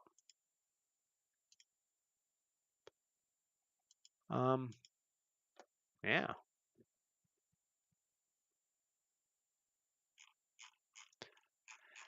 Incidentally, the ultimate goal here isn't necessarily to have this do this, but also to have just a list of videos as a whole that displays in some fashion, and then have different ways to filter the list when it's displayed. Like this is the videos with missing table of contents. We could also use this to view all of the videos in a particular playlist, which we see from the other thing when we do this. I mean, this shows all of the videos for common questions if we want to take one of these actions, but maybe we want to see this sort of information just in a list so that we can see all of them and do something. So I'm envisioning that this stuff actually wouldn't be hanging off the right hand side of this thing. It would actually be in a hover over top of this text, and all of the commands would be in there too. Um, but I did sort of want to have potential links off to the side, which really got sidetracked in playing with by the stupid phantoms not doing what I wanted.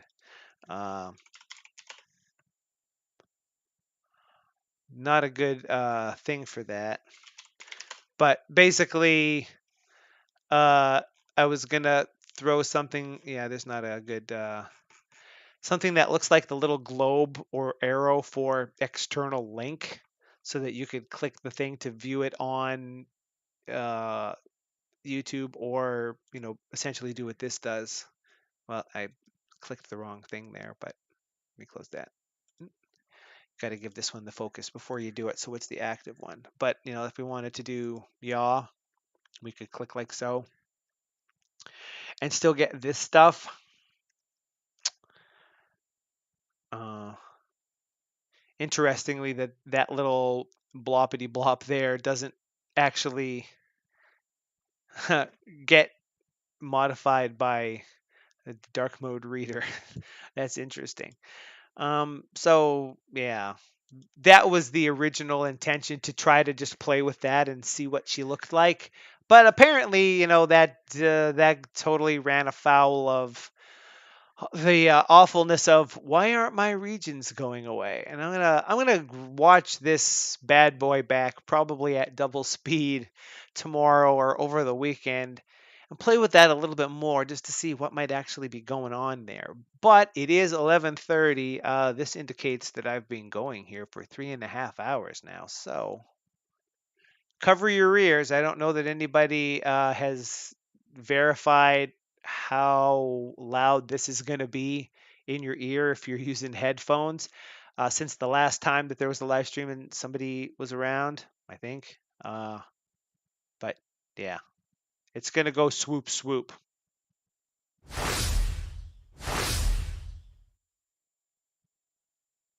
It sounds the same volume in my ears as it did before, but I cut the volume by enough decibels to make the volume 50% of what it was before.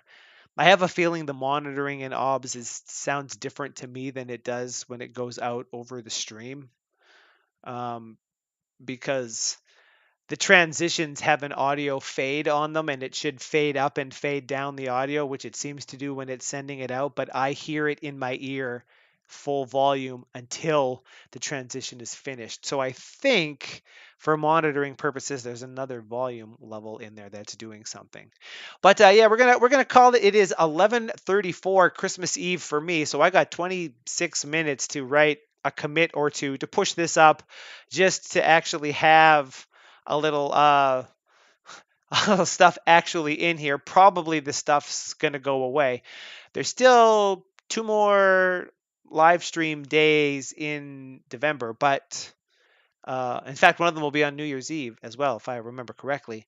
So hopefully, be around. Maybe we'll have more fun with that. I have a feeling that after the horribleness of this, one of the things that was mentioned at the beginning of the stream, when, as Ashwin mentioned, actually doing something to edit information from this, which would be perfect for what it is that I want to do, which I didn't want to get into because it seems hairy and fraught with peril.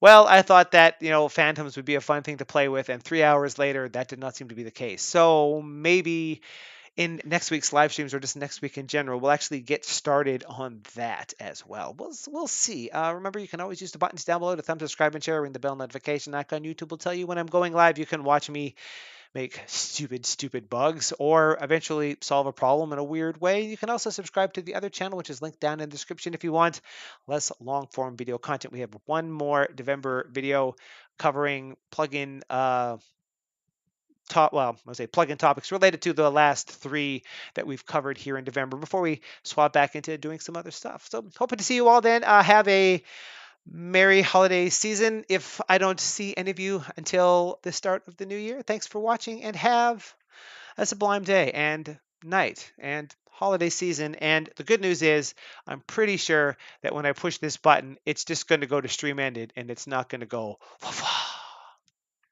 assuming I set it up right. But I've made a lot of assumptions tonight, haven't I?